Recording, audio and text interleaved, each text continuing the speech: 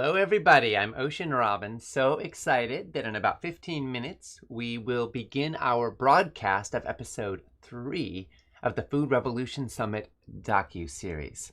Thank you so much for joining in, and I want to congratulate you. I hope that in some way this summit is able to support you. Today our focus is nurturing a thriving microbiome, the hidden key to immunity, mood, and longevity. Could better gut health be the secret to a stronger immune system, a clearer mind, and a longer life for you?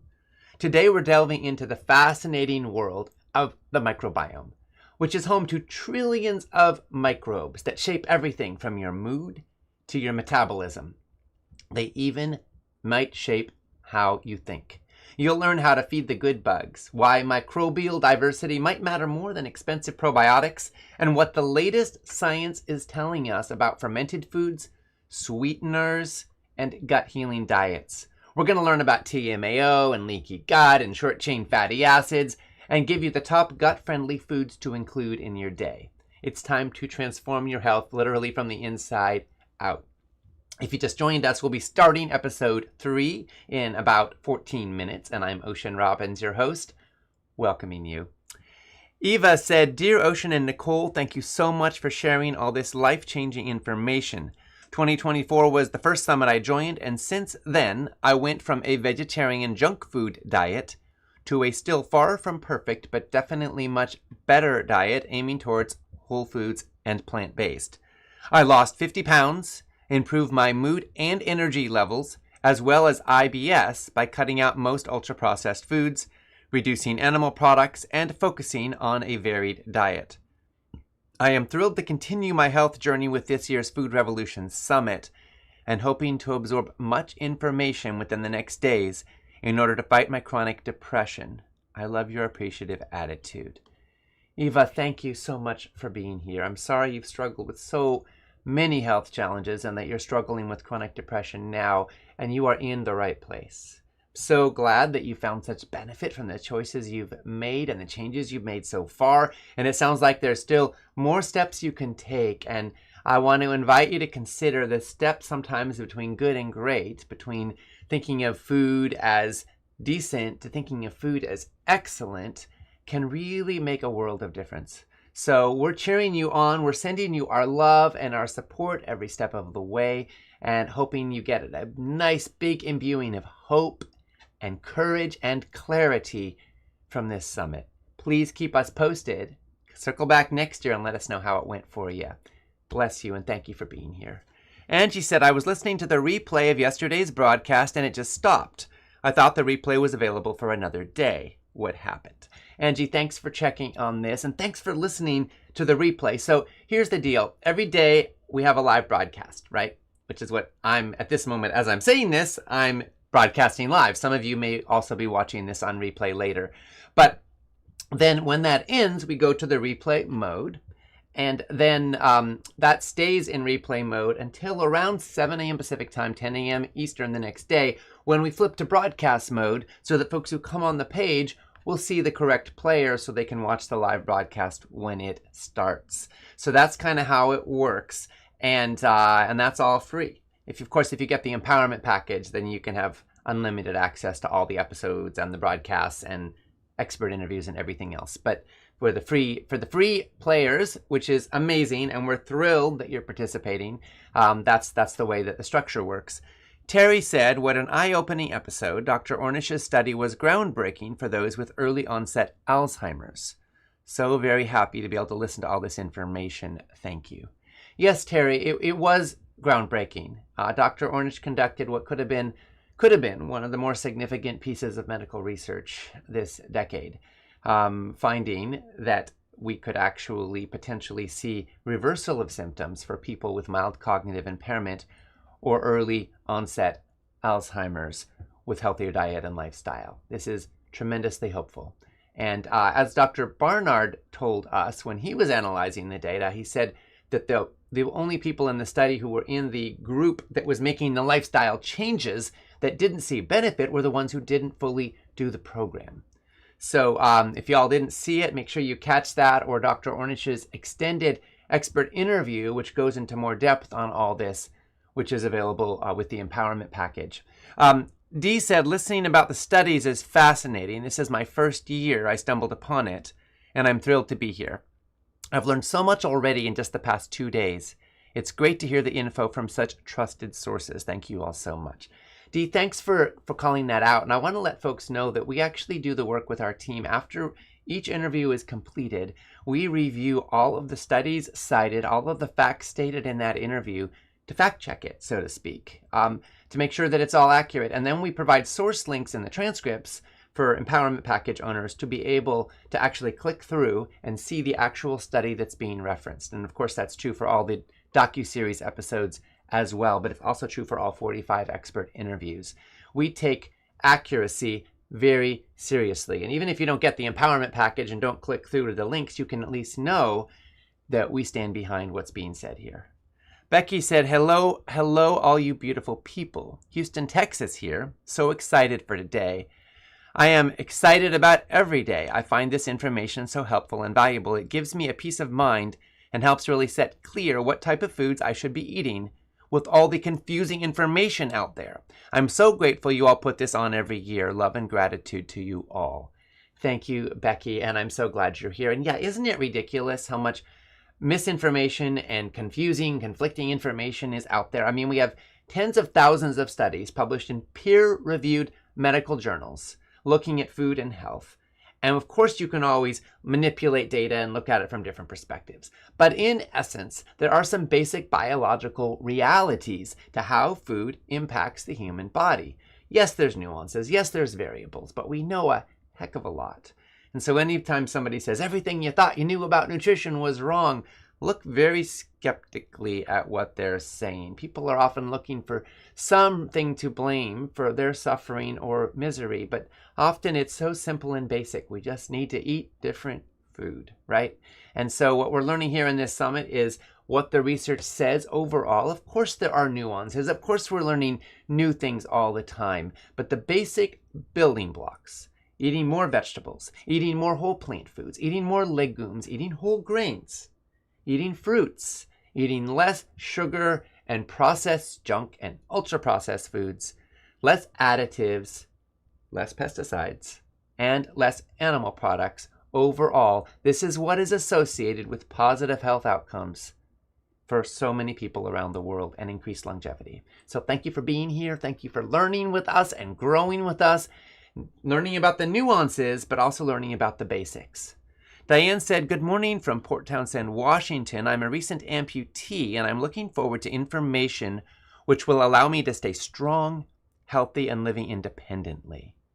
Well, Diane, thank you so much for being here. And being a recent amputee is a profound life change. And I just want to take a moment to honor your courage, your resilience, and your determination to move forward with strength and independence. And your presence here says a lot because it says you're not giving up. It says you are rising up and doing what you can with what you've got. And that is so powerful. You know, the truth is food can play a significant role in supporting your recovery and your long-term wellness. A whole food plant-based diet can help reduce inflammation. It can strengthen your immune system. It can support wound healing, and it can keep your energy steady so you can stay strong and as resilient as possible. And beyond nutrition, there's the emotional and the community support that comes with being part of something like this summit. You're not doing this alone. We're here to learn with you, to grow with you, and to support you. So thank you for being here, Diane. We're so glad you're part of this with us, and we're walking this journey beside you every step of the way.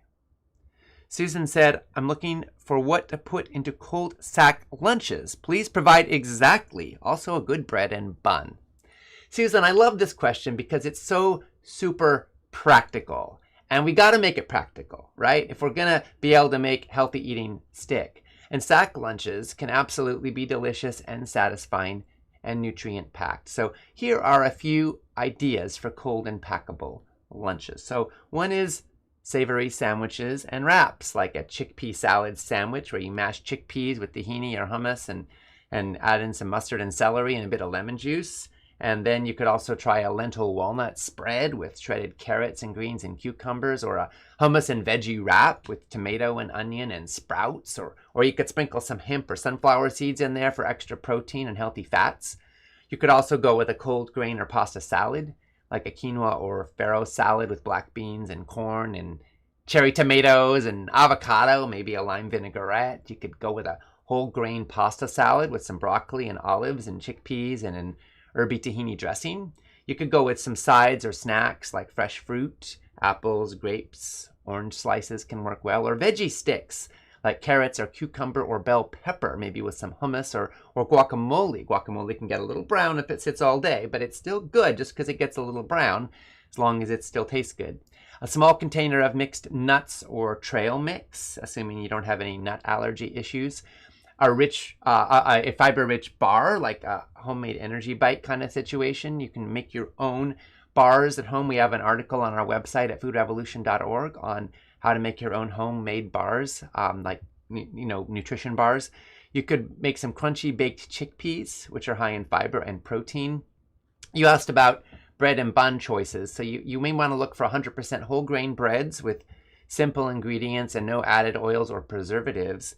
And brands like Ezekiel or Alvarado Street Bakery or Silver Hills offer some good options.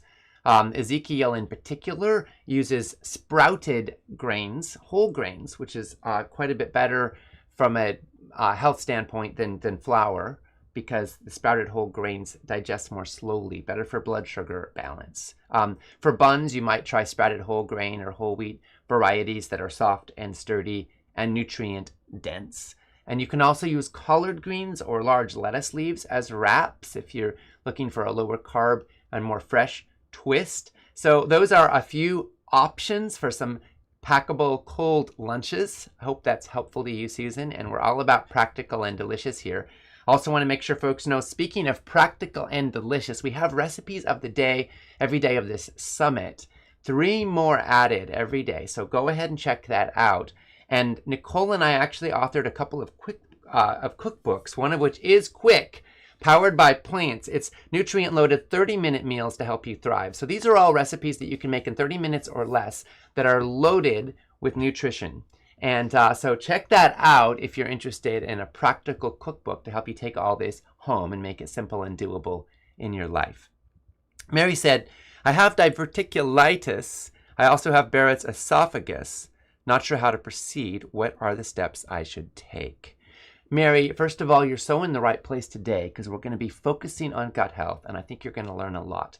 And let me share a few thoughts for you. So both of these conditions mean that your digestive system needs a lot of care. And I want to first acknowledge your strength in looking for answers and moving forward. And there's no one-size-fits-all answer here, because a lot of what you need probably is listening to your body and learning from real lived experience what works for you. But there are some thoughtful steps you can take that could make a big difference. So a few gentle starting points are to focus on low irritation anti-inflammatory foods. I'm talking about things like soft, well-cooked vegetables, oatmeal, lentils, blended soups and smoothies, which could all be easier on your digestive tract. You probably want to avoid spicy and acidic and very fatty foods, which could, and then all of that could be helpful for your symptoms, especially with Barrett's.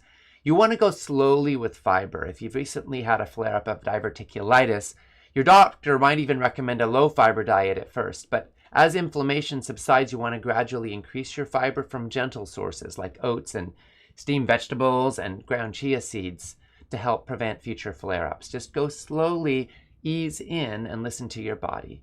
You want to probably eat smaller, more frequent meals. You want to probably work with a knowledgeable practitioner like a dietitian or a GI specialist or a coach who's familiar with plant-based nutrition and can help support you in listening to your body and learning based on your symptoms what your body needs. Remember that healing doesn't always happen all at once. Every step can move you closer, and keep listening with tremendous care and love to your body. Now, as we go through the day, folks, please continue to post and engage in the comment section on the broadcast page. So many people are chiming in with their experiences and their stories, and it's so heartening. So post and engage, share your takeaways, your aha moments, your breakthroughs, what you're learning, what this means in your life. And you can also respond to other people's comments. And remember that today we're learning about cutting edge things, and anything you learn could be an absolutely pivotal turning point moment in your life. But also remember, you don't have to make the perfect the enemy of the good. So if any of you feel a little overwhelmed, like, oh my gosh, there's so much here, just keep breathing, listening, learning, and knowing that every single little nugget that you can actually apply could make a world of difference. Bless you all. Thank you all, and enjoy episode 3. Here we go.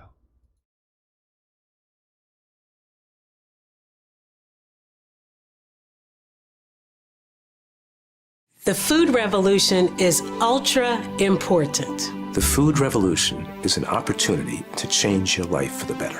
What if food could be your medicine? Learn how to eat to live a longer life. If you want longevity, then focus on life-giving nutrition. The food revolution is happiness. The food revolution is vital for human health and the planet. What if food could change everything? What if food could reduce your risk of cancer? What if your food choices could shape the future? Now is the time for change. Say yes to the change you want to see. Now is the time to take charge of your life. Let's do this. Let's do this.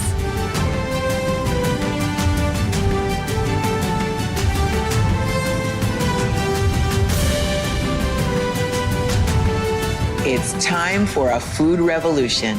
The food revolution starts now. The food revolution starts now. The food revolution starts now, baby.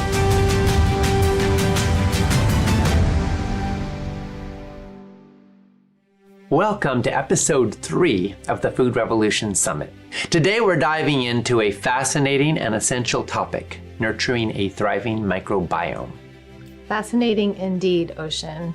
Science is showing just how interconnected gut health is with overall wellness. From digestion to immunity, mental health to energy levels, your gut microbiome is involved in it all. In fact, some experts call it your second brain because of the profound connection between your gut and your brain. The stakes could not be higher. An imbalanced microbiome has been linked to everything from inflammation and chronic diseases to mood disorders and even how well your immune system functions. But here's the good news. Your gut health is something you can influence every single day. So what are the practical steps you can take to harness the power of your gut for optimal health? Stay with us as we explore the answers and learn from some of the top experts in the world.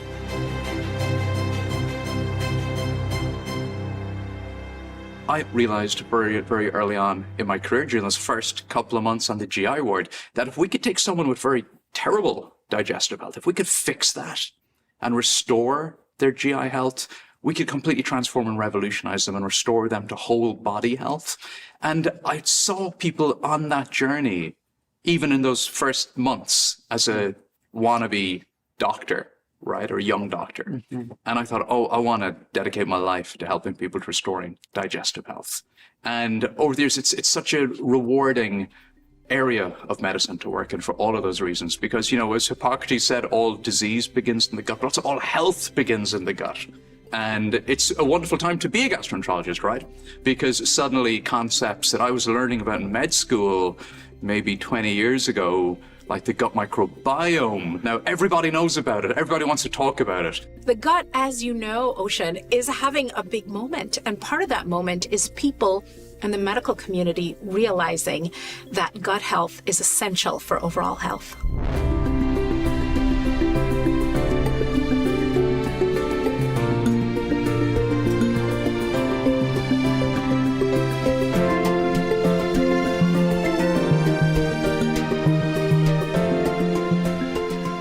Digestion is truly one of the most remarkable processes in the human body. It's not just about breaking down food, it's about transforming it into the energy and the building blocks that literally keep us alive. But here's where it gets even more intriguing. Our gut isn't working alone. It has trillions of microscopic allies helping it out. Absolutely, Ocean. From supporting digestion to processing nutrients, it's become evident that these microbes play a key role in our health. In fact, some experts refer to them as a hidden organ. and they've been with us for a long time, evolving alongside human beings and playing a fundamental role in our health. So what's happening inside our gut right now, and how does it all come together? The human gut microbiome goes way back. So if we want to zoom out a little bit here, the microbes that make up the human gut microbiome, the bacteria, the viruses, the archaea, these microbes are the ancestors of the Earth's very first living organisms, okay? We reckon planet Earth is about maybe 4.7 billion years old. So life emerged on Earth about 3 billion years ago. So the bugs that we carry in our gut are maybe 2 to 3 billion years of evolution. They've been around for that long. Modern humans have been around for far less time than that, less than 1 million years, we think, okay? But so we have co-evolved with our gut bugs, and they've been here much longer than we have, okay? Yeah. But on an individual basis, our gut microbiome begins the moment we're born. So we come out pretty sterile initially. And as soon as we have contact with our mother's body, with that first sip of breast milk, with that first breath of fresh air, the microbes that live in the environment, the microbes that inhabit the earth, begin to inhabit our body, and specifically begin to really inhabit our GI tract. Well, we like to think of the gastrointestinal tract. It's helpful to divide it up into sort of upper, middle, and lower. And every single part of the digestive tract is critical and plays a different role. But when we think about upper, we really think about the mouth and the esophagus and the stomach. And so even though the ear, nose, and throat doctors claim the mouth is, and the dentist, the mouth is part of the GI tract too, because digestion really starts even before the food gets into your mouth. With the sight of the food, the smell of the food, sometimes the thought of the food, salivation, those enzymes, those salivary enzymes that are going to help to break down the food right when it gets into your mouth, those start to be secreted again. I can probably make myself salivate if I think of like a delicious mango or something. So the mouth is really where digestion first starts, and then the esophagus, which is a long tubular structure, and that helps primarily to propel the food from the mouth into the stomach through a series of wave-like contractions. In the stomach, lots of things happen to the food. It gets churned up into small particles called chyme. So there's a mechanical aspect to the stomach, but also that's where acid is secreted, and that's where other digestive enzymes start to work. From the stomach, it goes into the first part of that small intestine. And I think of the small intestine as sort of the mid-bowel, and it has 3 parts, the duodenum, the jejunum, and the ileum. And again, they're all specialized. So certain things happen in the duodenum, certain things happen in the jejunum, and certain things happen in the ileum. But in addition to these specialized processes of absorption and enzyme secretion, there's also a transport function. So part of the point of the entire system is to move the products of digestion from north to south, from the mouth out through the anus. And so as things move through the small intestine, which is where a lot of the absorption happens, the fat absorption, the carbohydrate absorption, etc., then things arrive in the lower part of the digestive tract, the colon, which is sometimes referred to as the large intestine or the large bowel, small intestine or small bowel. And the colon is where fermentation of food happens, where those trillions of microbes that are so critical to gut health and overall health start to ferment the food to produce important metabolites like short-chain fatty acids that help to keep our gut lining healthy and help to keep our immune system healthy and balanced. And part of the function in the colon is also for water to be reabsorbed through the lining of the gut back into the bloodstream. Hormones get recirculated there too. There's something called the estrobolome, which is a collection of hormones that helps to metabolize estrogen. So lots of interesting things happen, but I think the important point is that these different parts of the intestine are all very specialized in function in terms of what they do, and they're all quite critical. While science is beginning to understand a bit about how the gut microbiome works, there still seems to be so much to learn. One thing we're seeing more and more clearly is that what happens in the gut affects everything else in your body.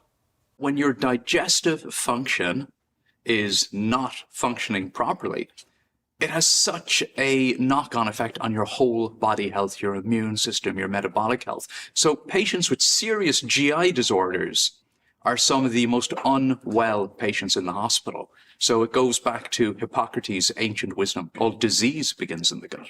And when you have a person who's not able to nourish themselves, whose GI tract is not able to absorb nutrients, whose gut microbiome is not functioning properly, these patients become really sick. They need a lot of help. We're seeing now that people, and when I say people, I mean the medical community, we seem to have missed the boat initially in this notion that we are all connected. Do you remember that song, the hip bone's connected to the leg bone's connected to the ankle bone? Well, it turns out that's really true. But we have a modern medical system that's very siloed.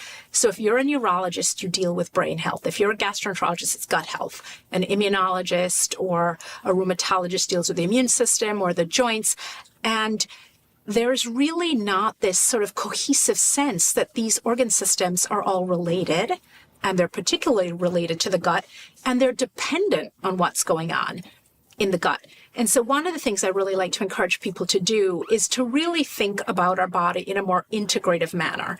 And really this idea of integrative gastroenterology, which I feel like it's kind of made up, to be honest, but is this idea that what is going on in your gut has profound implications for what's going on in your brain, for your immune system, for your heart, for your lungs.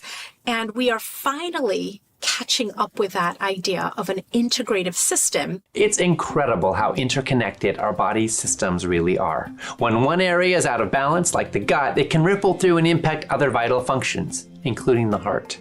That's so true, Ocean. I remember when I first started as a dietitian 30 years ago, heart health was all about cholesterol and triglycerides. But now science has unveiled a whole new layer of understanding, linking gut health to heart health in ways we never imagined. So several years ago, researchers were looking for a new biomarker that could predict the risk of heart disease. So they did this huge shotgun analysis on people's blood, and they found there was this small molecule in the bloodstream. They didn't know what it was.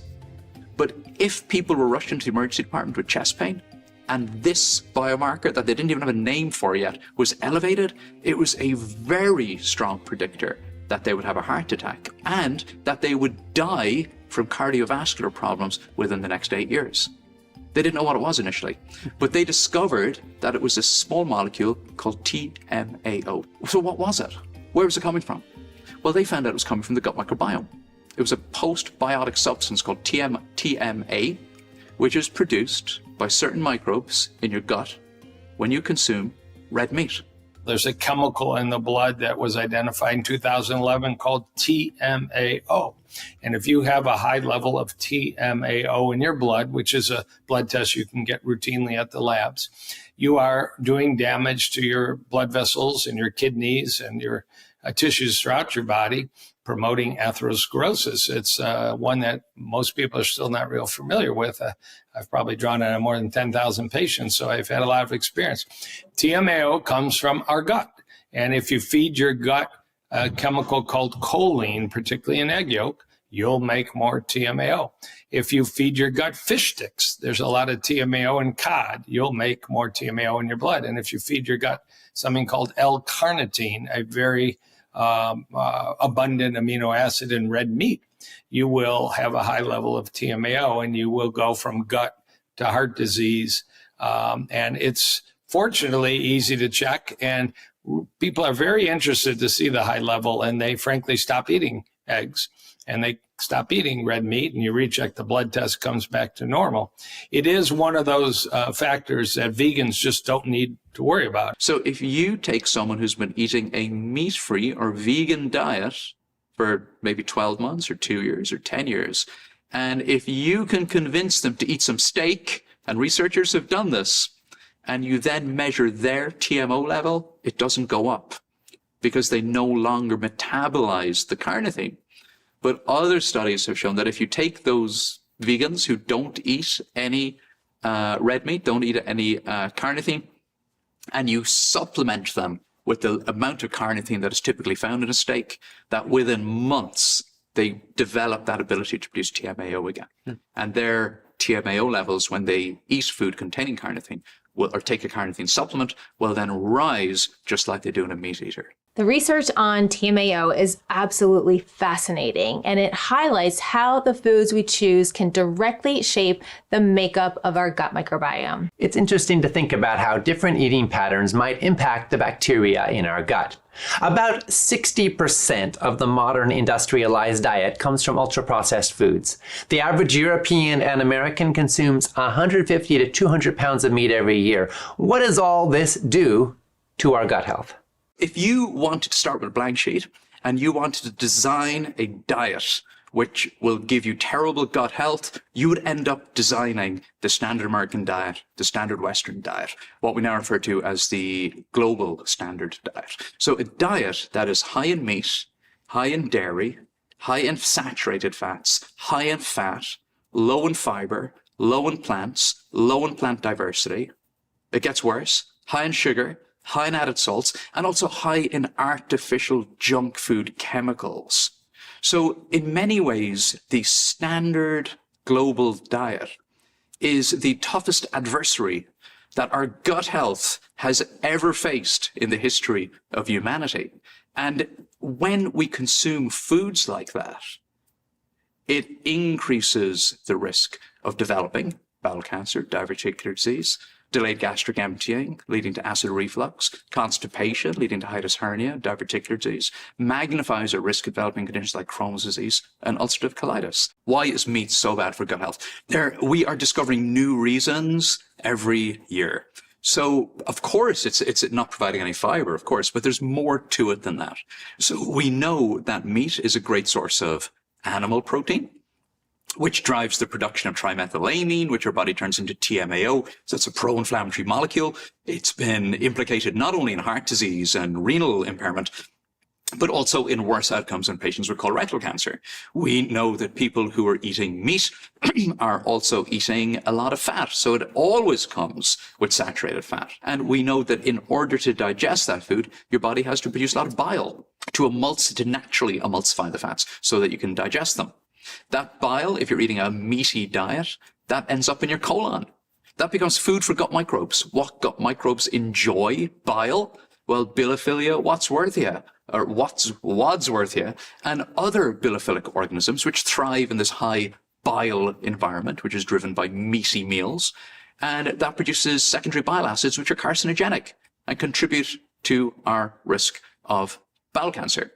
Red meat in particular is a great source of dietary heme, so heme iron. We can only get heme iron from meat. We get a lot of it in red meat. Yes, it's more highly bioavailable than the non-heme iron that we get in vegetables, but greater bioavailability doesn't always mean that something is good for you. So we know that heme iron is pro-inflammatory, promotes oxidation, produces oxidative stress, has a negative impact on our gut health, and increases our risk of bowel cancer. So we got the heme iron. Then we've got the heterocyclic amines that we get when we cook meat. Carcinogenic to our gut. High protein diets damage the gut microbiome. They shift the gut microbiome. So this is not a long-term solution. It's not a desirable solution because a quick fix for that will create a lifelong of other conditions that you really want to protect the gut microbiome for. And that's where a whole foods plant-based diet is going to be key.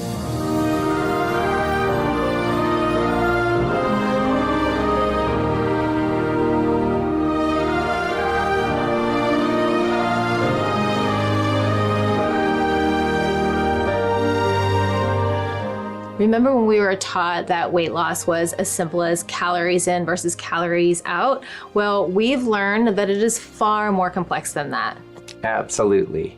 Nutrition recommendations have evolved so much over the years. Take the fat-free craze of the 90s, for example. Fat was villainized, so brands replaced it with loads of sugar, which ironically contributed to even higher obesity rates. Exactly. Then sugar took the blame, and manufacturers pivoted to artificial sweeteners, some of which are thousands of times sweeter than sugar, but with 0 calories. Unfortunately, these artificial sweeteners come with a serious downside. I just want to point out something that, our grandparents told us, which is you can't get something for nothing. So when you see something that is advertised as, oh, it's sweet, but no calories, you're not going to gain weight. Immediately, you should have one eyebrow raised. And so, first of all, if we address the caloric aspect of this, technically, yes, if you burn some of these substances in a calorimeter, it's going to be 0. But of course, we know that weight gain is not related to calories burned in a calorimeter. Weight gain is related to insulin secretion and lots of other hormonal factors. And we know that these non-nutritive, low-calorie or no-calorie sweeteners trigger insulin release because insulin is released not in response to calories, but to sweetness.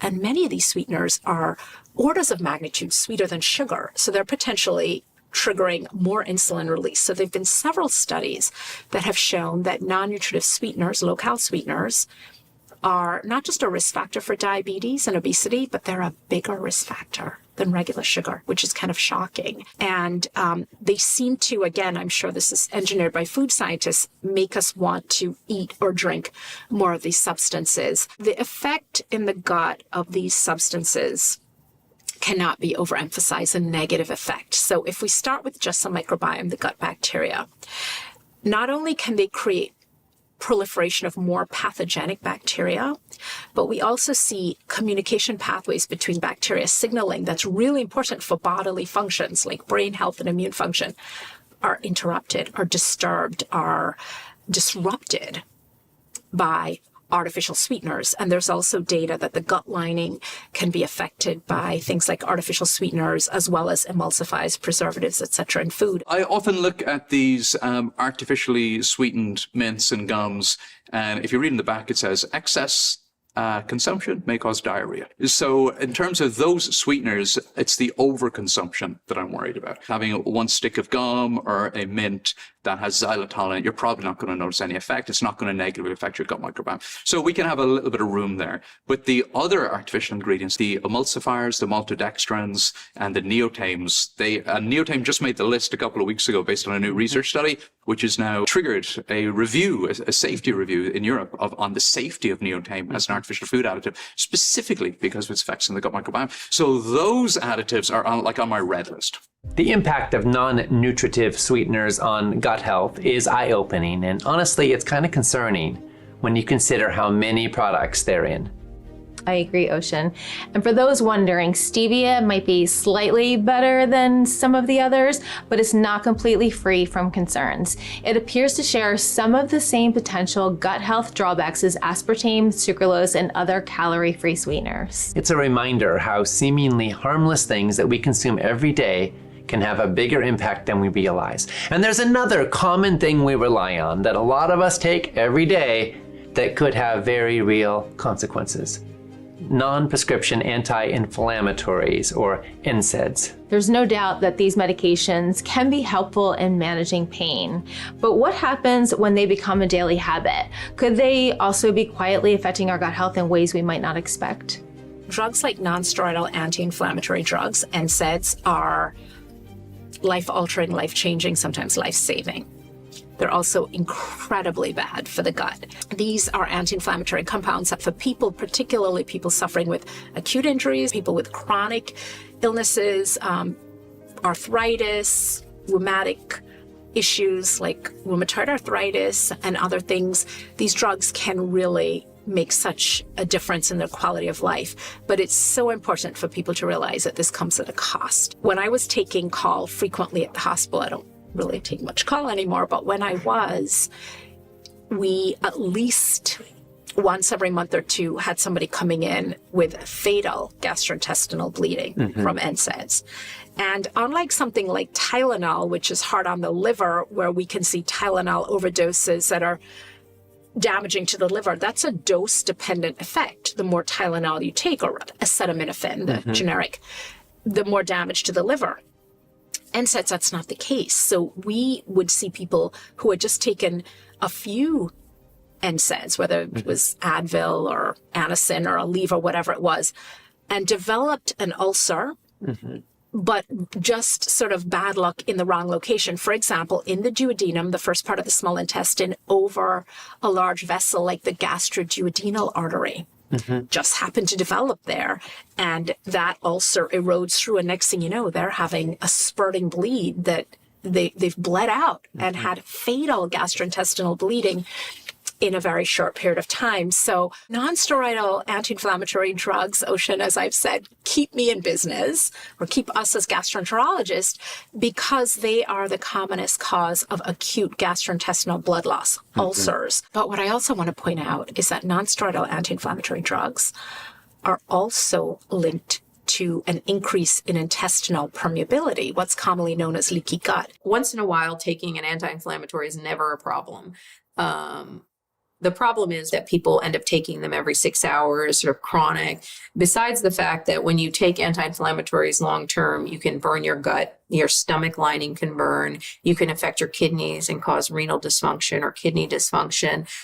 You're also altering everything about your gut, and people need to step away and ask themselves, why do I have all this pain and inflammation, rather than I just got to deal with this and put out the fire. Well, put out the fire acutely, fine, but then step away and then ask yourself, why do I have this? What am I doing to my body to make it not feel great? And I think sometimes people feel, woe is me, or I can't do anything, but you have the power. You could fix. Now, it may not become perfect. We may not get off medicines. These aren't the goals. The goals are to get better. I think a great goal is to get better, to make the best of what we've got, to hold ourselves with a whole lot of love, and to keep making progress.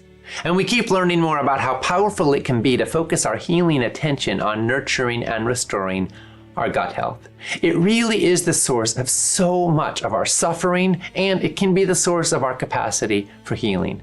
It's true, Ocean. And one of the somewhat surprising factors in the health of our guts turns out to be how many microbes we're exposed to. In this sense, our modern world obsession with cleanliness might not be entirely good for us. It seems that exposure to some germs may actually be an important part of building a strong immune system. Yes. This idea challenges so much of what we've been taught about health and hygiene, and it started coming to light with the work of an epidemiologist in the 1950s. In the 1950s, David Strawn, who was an epidemiologist at the London School of Tropical Medicine and Hygiene, was tasked by the British government with trying to figure out why they were seeing skyrocketing rates of autoimmune diseases like eczema and asthma in post-industrial London. Now, what was going on in the 1950s in the UK? What was going on was that people had left the farm for the factory. And that was also a clue to why they were seeing these high rates of these autoimmune diseases. And he embarked on a 21-year-long, he was very patient, epidemiological study of over 17,000 children. And what he discovered, and this data was not published until the 80s, what he discovered were two startling and completely unexpected facts. The first is that kids who lived in households with lots of siblings, cousins, extended family, who were exposed to a lot of childhood illnesses and coughs and colds and so on, they had very low rates of autoimmune disease later in life.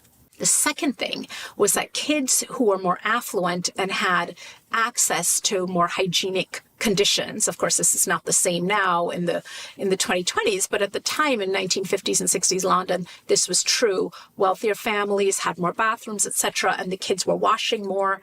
Those kids had higher rates of autoimmune diseases later on. So this turned everything we thought we knew about cleanliness and germs on its head, because it basically told us that exposure to lots of childhood germs was actually good. It wasn't just good, it was essential for training our immune system to not overreact later on when it got exposed to things.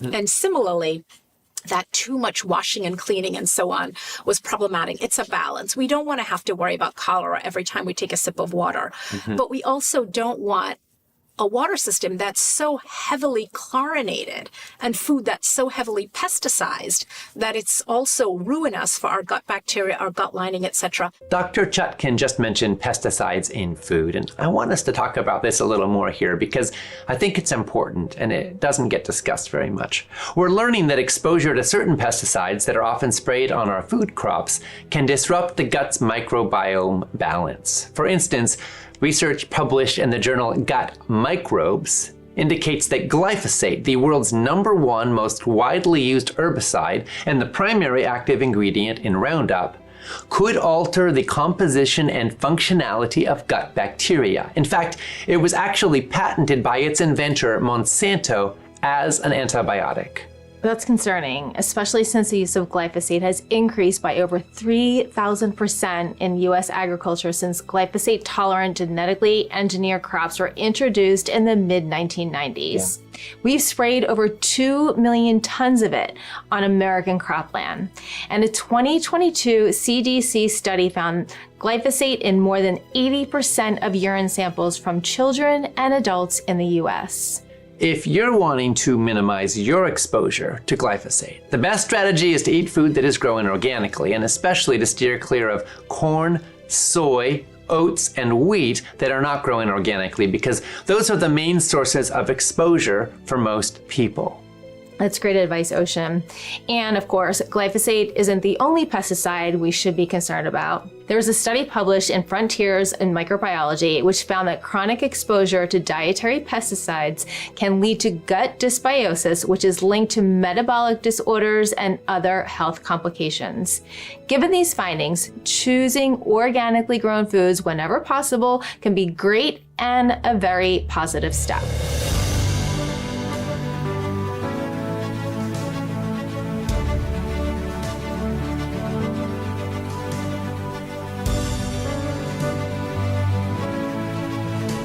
So we've heard what factors can negatively impact the gut microbiome. But what about lifestyle factors that can promote a healthy gut? Like gardening. There is a growing body of research, so to speak, showing that gardening can have huge microbiome benefits. It turns out that time outdoors and gardening aren't just good for the soul, they're great for your microbiome too. When you interact with soils and plants and natural environments, you expose yourself to a rich variety of microbes. This contact can actually help diversify the microbiome, which is essential for overall health. Gardening, for example, allows you to connect with the earth, and studies suggest that even small amounts of soil exposure can help strengthen your immune system and improve your gut health. It makes sense when you think about how humans evolved. Living close to the land, surrounded by nature, these outdoor activities bring us back to those roots. They not only diversify the microbiome, but also lower stress levels, which is another key factor in maintaining a healthy gut. And one of those things that tends to accompany time outdoors is exercise, which is another huge factor in gut health. Physical exercise is so important. We're seeing more and more studies on that. A study out of my alma mater, University College Cork, Elementary Pharmacotic Research Centre, several years ago, showed that healthy athletes have, regardless of diet, have more healthy fiber-loving microbes within their digestive tract. So physical exercise helps to build a healthier gut microbiome. So human performance and the gut microbiome are very, very much interconnected, because the short-chain fatty acid production in the gut circulates in the blood and reaches the muscles. The energy currency of the muscle is what? ATP. ATP gives the muscles power. The short-chain fatty acids, what they do is they increase mitochondria in your fibers, in your muscle fibers. Mitochondria produces ATP. What do you need when you're working out really hard? ATP. Okay. So, and what it does is it really improves the beta oxidation process, because when you're exercising very, very hard, especially for long periods of time, in order to have a lot of ATP, you need glycogen breakdown, but you also need the conversion of fatty acids through a process of beta oxidation into energy.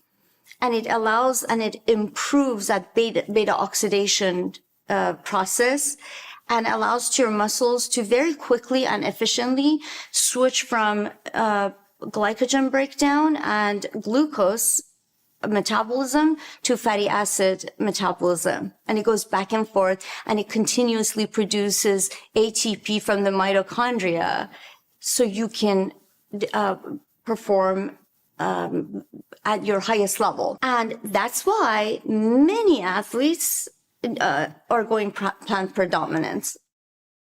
The science of gut health is advancing in fascinating ways, and some of them are a little bit Interesting. Like fecal microbial transplants. This is a procedure where healthy microbes from one person's gut are implanted into another's, all through, well, poop. So FMT, fecal microbial transplant. The concept being is we now know that the gut microbiome is so crucial to your overall health that can we get people some of those health benefits, not by changing their food or their diet or lifestyle, but by simply giving them a fecal microbial transplant. It's a poop transplant. Okay, so how do we do that? Sounds like a really crappy study to me. It is a crappy study, and the way we do it is there's numerous ways, and please don't watch this video while you're having your lunch, because what we will do is in research studies, and at my hospital, we do this for one specific indication, which I'll tell you about in a moment.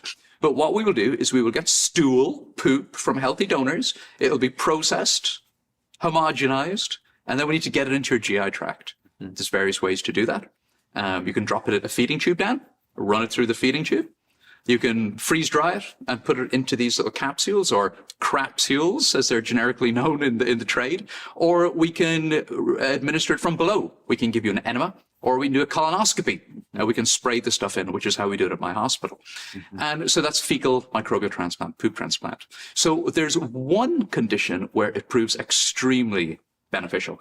So this is in recurrent C. difficile infection. So this is a particular organism within the gut which can really take a hold in some people and cause recurrent colitis and diarrhea.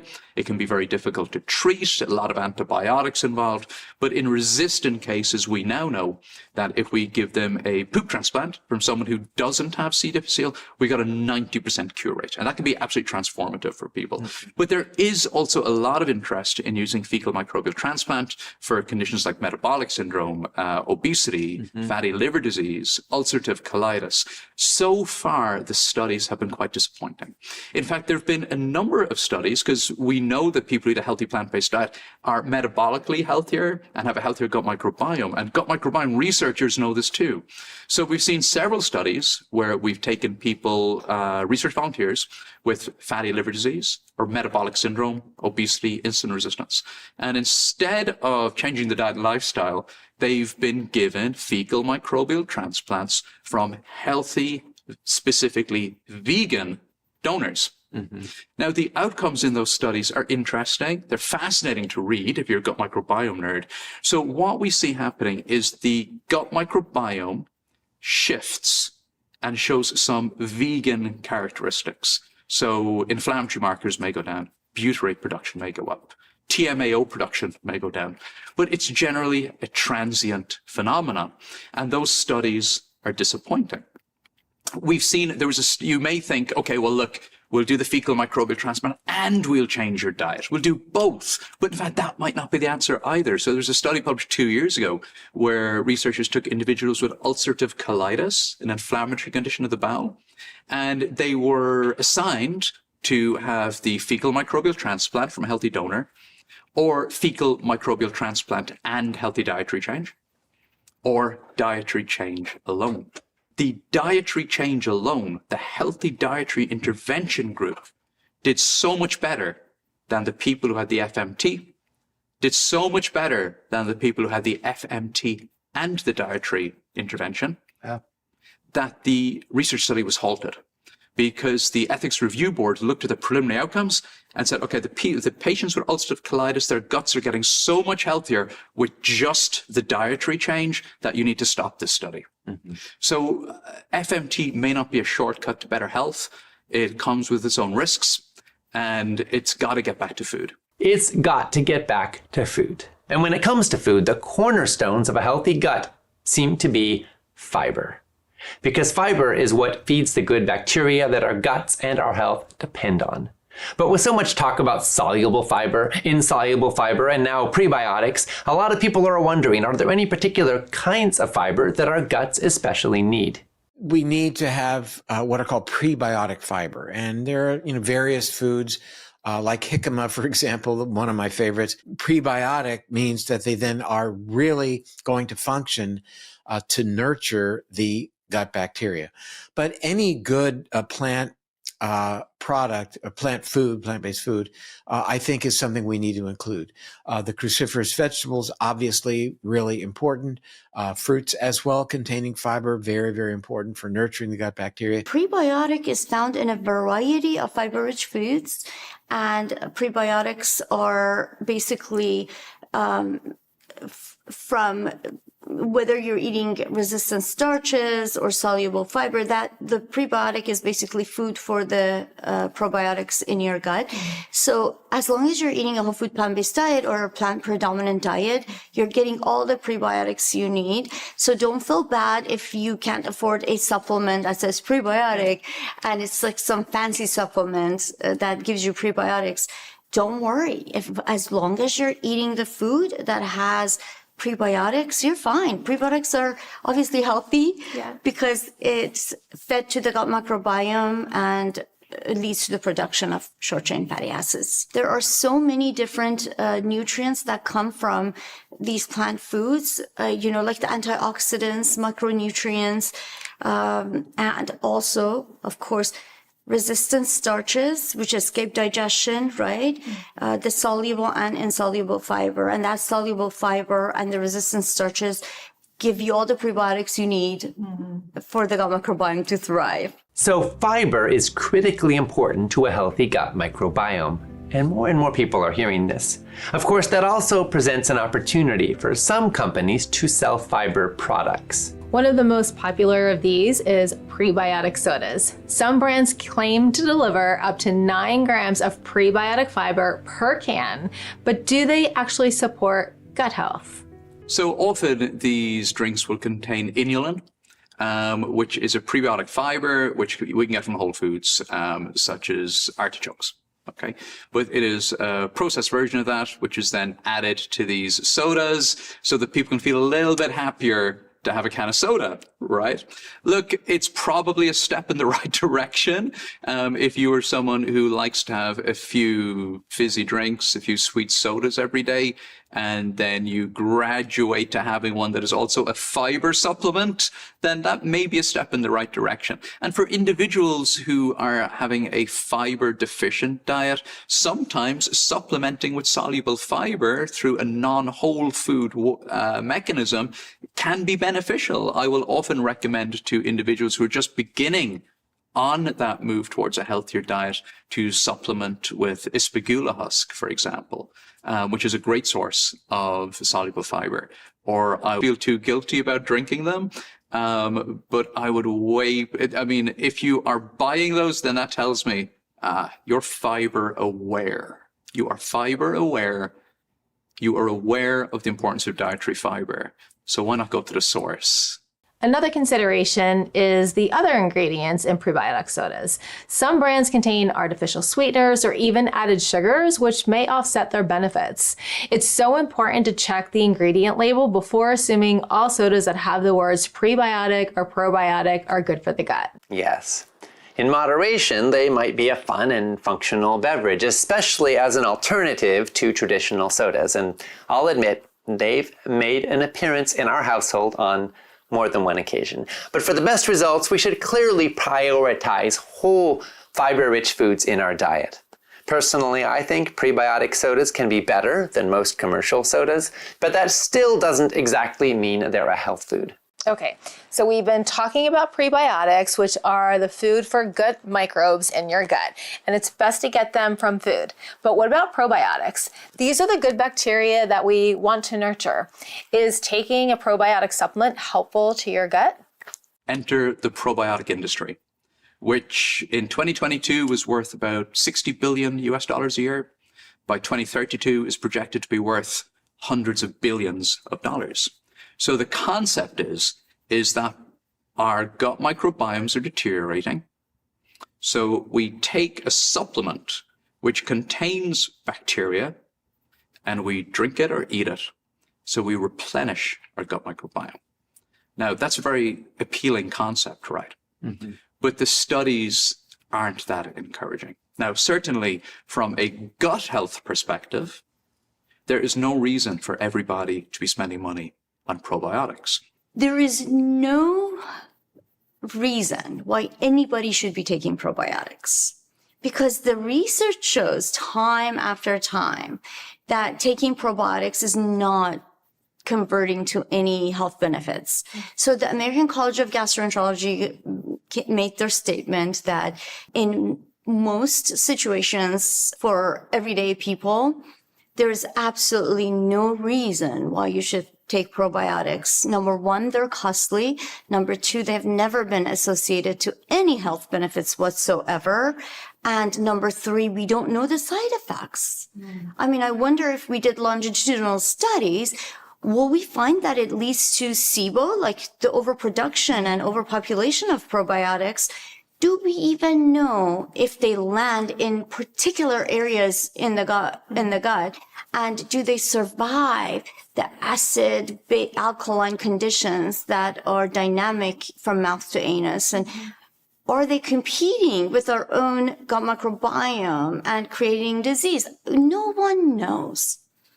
But if you're thinking about a quick hack, do not take probiotics. I think the more intelligent, the more scientific way of going about it is eat more fiber and feed the guys in there.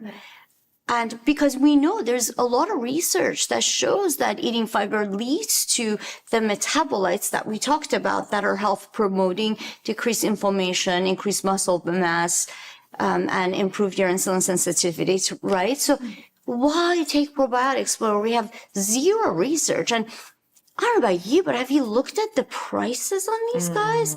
Put that in your 401k. Yeah. Put it in real estate. Right. Put it up towards your children's college education.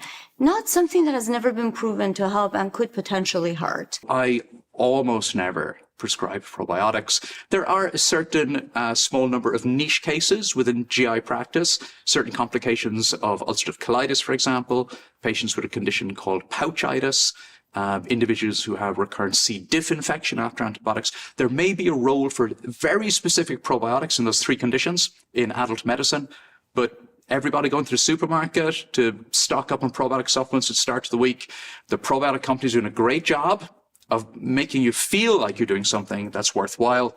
You would be far better off spending those hard-earned dollars in the produce aisle. Most of the probiotics found in supplement form die in the acidic stomach environment and don't actually make it to the digestive tract. And when they do make it down there could be a risk of overpopulating the gut with a few strains of microbes and actually crowding out the microbial diversity that you need to thrive. So while they may have benefits, in some cases, especially on a targeted level if someone is deficient in a specific microbe that they may benefit from, most probiotic pills probably are not that helpful. Glad we've cleared that up. But what about fermented foods? Are they beneficial? Fermented foods are rock stars when it comes to gut health. And that's because they are the powerhouse combination of three really important things. Prebiotics, which are the fibrous foods primarily that feed the gut bacteria, all of them, the fruits, vegetables, nuts, seeds, whole grains, beans, all of it. So typical fermented food like sauerkraut, which is made from cabbage usually, contains a lot of fiber. Cabbage is a really fibrous food. So it has the prebiotic in it. It has the probiotic. Probiotic means the actual live bacteria. And probiotics, bacteria like lactobacillus, are produced during that fermentation process of the cabbage. So we've got pre and pro. But they also contain postbiotics. So during the fermentation process, they are making really important substances like the short-chain fatty acids we talked about. Justin Sonnenborn and his wife at Stanford, who are incredible microbiome researchers, talk about this and the fact that a tablespoon of a typical fermented food like sauerkraut, not a fermented soda, not a tablespoon of kombucha, but sauerkraut, kimchi, etc., can contain up to 1 billion live bacteria. More than 24 different strains. So it's like a live vitamin. It's living food, essentially.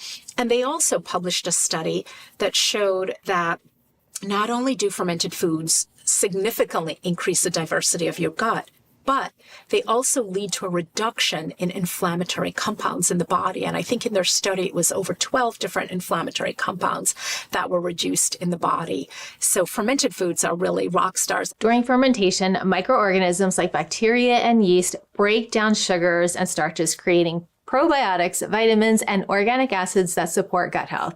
Foods like plant-based yogurt and kefir, sauerkraut, kimchi, and miso are packed with these benefits. You're making me hungry. I love those foods. Me too.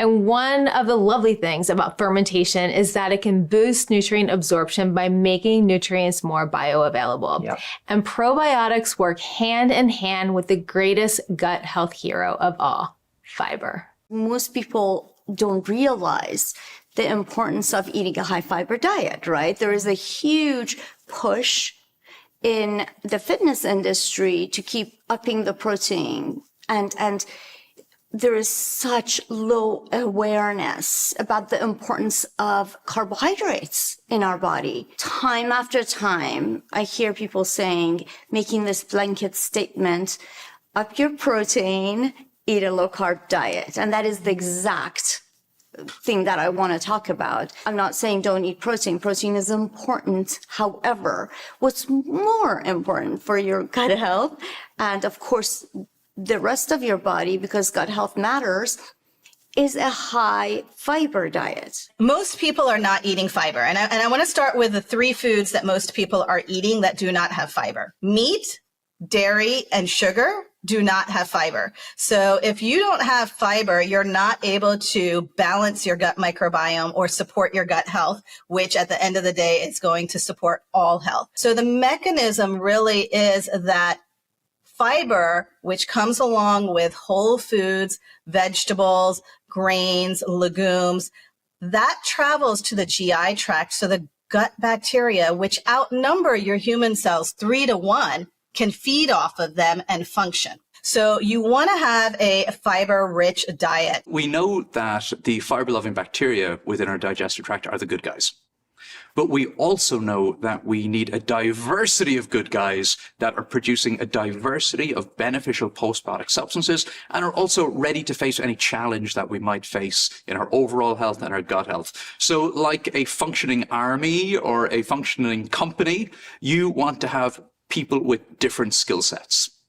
And that's why we recommend a diverse diet. Now, the concept of diversity of plants in our diet, building healthy gut microbiome, has really entered the mainstream since 2018.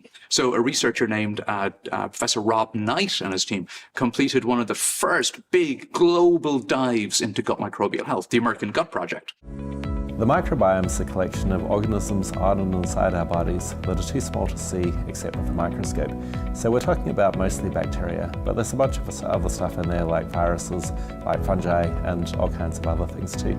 To learn more about the microbiome, a citizen science project called the American Gut Project was launched.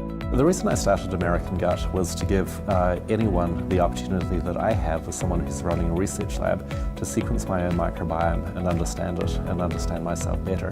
And I've been sequencing my own microbiome every day for about the last 8 years. Members of the public can send in their own fecal samples along with information about their lifestyle. They then get to see what kind of microbes live in their guts, and the data are made available to researchers and other participants. So they had looked at dietary intakes, health, and gut microbial health in, I think, about 12,000 volunteers. Now, those volunteers were drawn predominantly from the US, some from the UK, Europe, and Australia. They were all living in high-income countries where the global standard diet is not going to be great for digestive health, so that needs to be borne in mind. Within that group of 10,000 volunteers, they took 1,600 volunteers and did a really deep dive into their dietary habits and their gut microbial diversity, a marker of good gut health. And what they found was that the individuals who were consuming more than 30 different plants per week had certain healthful bacteria within their gut microbiomes, which individuals who were consuming fewer than 10 plants per week just didn't have. Mm-hmm. So those numbers, 30 and 10, were a little bit arbitrary within that study. But what that study has done is caught the public's imagination, right? Because that 30 number has now become something that we hear talked about a lot in the mainstream media. So make sure you are consuming more than 30 different plants per week. From my perspective, that's kind of like the 5 a day recommendation for fruits and vegetables. This should be the minimum. Mm-hmm. This should be the minimum. But absolutely. And sometimes in the media, we hear people taking that science on plant diversity and referring to all foods. So you want a diverse diet with a diversity of plants and a diversity of meat and a diversity of eggs, maybe, okay? But that's not what the science tells us. It is the plant diversity, the fruits, the vegetables, the whole grains, the legumes, the nuts, the seeds, the leafy greens. This is the diversity we want to build a healthy gut microbiome. And for that reason, it's no surprise that numerous studies have shown us that when we compare the diversity and health of the gut microbiome among omnivores, vegetarians, and vegans, people who eat a plant-based diet, on average, people who eat an exclusively plant-based diet or plant-predominant diet do have a healthier gut microbiome. You mentioned the word diversity, and I think that's really very key because diversity begets diversity, i.e., a diverse array of food choices brings to the gut the development and the enhancement of diversity of gut bacteria. And that's what we need for really for survival, because diversity in the gut allows us to be resilient. Diversity begets resilience, allowing us to be in a position where we can be confronted by other health challenges. And because of the diversity of our gut bacteria, we can respond in an appropriate way, especially, for example, from an immunological perspective, as we are challenged by infection, as we are challenged by the development of malignant cells, even as we are challenged by other types of stress in our day-to-day lives. Our ability to respond to these day-to-day challenges is enhanced when we have a diversity of gut bacteria represented, and we can enhance that diversity by having diversity in our diets. Plant diversity is really key. Each plant brings unique nutrients to nourish our gut microbiome. And color diversity is important too. These vibrant colors in plant-based foods aren't just beautiful, they're packed with compounds that benefit us when we eat them.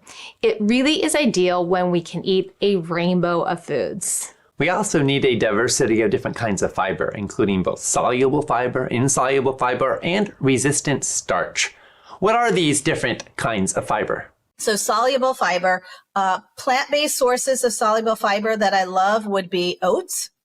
Oats have a compound called beta-glucan, which is this type of soluble fiber, which will help gut health and support the bacterial growth. Apples. So there was something when they used to say an apple a day will keep the doctor away. Yes, that's because apples have pectin, and that is a form of a prebiotic fiber, which will feed the gut microbiome. And then chia seeds, I really like as a soluble fiber form because that will help support bowel regularity and improve that gut barrier function. So soluble fiber is number one. Number two is your insoluble fiber. So insoluble fiber is something that adds bulk to your stool. So if you feel like, oh, I'm not really having a good bowel movement every day, which I've encountered a number of individuals who do not move their bowels every day. We need to move our bowels every day. So that's where you want to look at, are you getting enough fiber? So this type of fiber is not fermented. It contributes to gut health by having regularity, and it helps remove toxins from the body. So when you're having a good bowel movement, you're removing all those environmental toxins and things that we are exposed to keep your cells healthy and happy. So sources of this type of fiber, insoluble fiber, would be whole grains, vegetables, nuts, and seeds. And this always is a concern for me when, people went on this low carb or no carb diet and they've basically taken out whole grains from their diet when it is absolutely critical for gut health. The third component when it comes to fiber is resistant starch, another one that is often underlooked at. It's a type of fiber that is digested in the small bowel, in the small intestine, and it goes to the colon intact. Okay. Then it gets fermented by the gut bacteria, helping produce these short chain fatty acids like butyrate, which keep inflammation down in the body. And those might be sources like legumes, A lot of individuals have stopped eating beans because they're afraid of anti-nutrients. These are critical foods for the body. Things like cooled potatoes, green bananas. And then lastly, the type of fiber, it's a subset of soluble fiber, is your prebiotic. And this is to help stimulate the growth of the good gut microbiome. So really feeding that good microbiome, like strains like bifidobacteria. And these are going to be things found in garlic, onions, leek, asparagus. So many sources of good food that can heal the microbiome. When it comes to the diversity of plant foods that can help to heal the microbiome, there are so many options to choose from. In fact, the United Nations estimates there are more than 30,000 edible plants in the world. And in our supermarkets today, we also have lots of options. The average fully stocked supermarket in the US has more than 50,000 items for sale. Wow. Unfortunately, many of these aren't really food, but are probably more accurately what Michael Pollan calls food-like products. Some of these are ultra-processed foods, and they may boost fancy claims on their labels, from high in fiber to made with whole grains to gluten-free, but that doesn't necessarily make them healthy. One of the things that actually is really troubling to me as a gastroenterologist is a proliferation of processed plant-based foods. We are seeing, people come in with these bars and these various products, and they fall into the trap of nutritionism that Michael Pollan talked about. It's like, well, it's got 5 grams of fiber and 10 grams of protein, and, look at all this stuff. And I say to them, yes, but the problem is, it's not food. Mm-hmm. This is made in a factory from food-derived ingredients. And this is when I like to point out to people that we can make car tires from corn, but car tires are not food, but they can be made from food-derived ingredients. So I'm seeing just this proliferation of plant-based, it all sounds great on the label. It's vegan, it's dairy-free, it's soy-free, all this fantastic sounding. And, the calorie count looks good and the nutrition stuff, but these are engineered foods. So when I try to talk to people about ultra-processed foods, I like to use a very simple definition. Did this food make a prolonged stop in a factory on its way to you?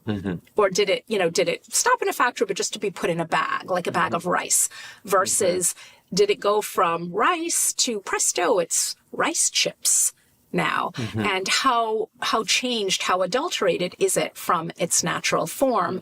Again, lentil chips and lentils are not the same thing. And I think, unfortunately, the food industry has really honed in on people's desire to eat a whole foods plant-based diet, but they've forgotten the first part of that, the whole foods, and just focused on the plant-based. I had a conversation earlier this morning with somebody about a product she's eating, a patient that, again, fits all the criteria.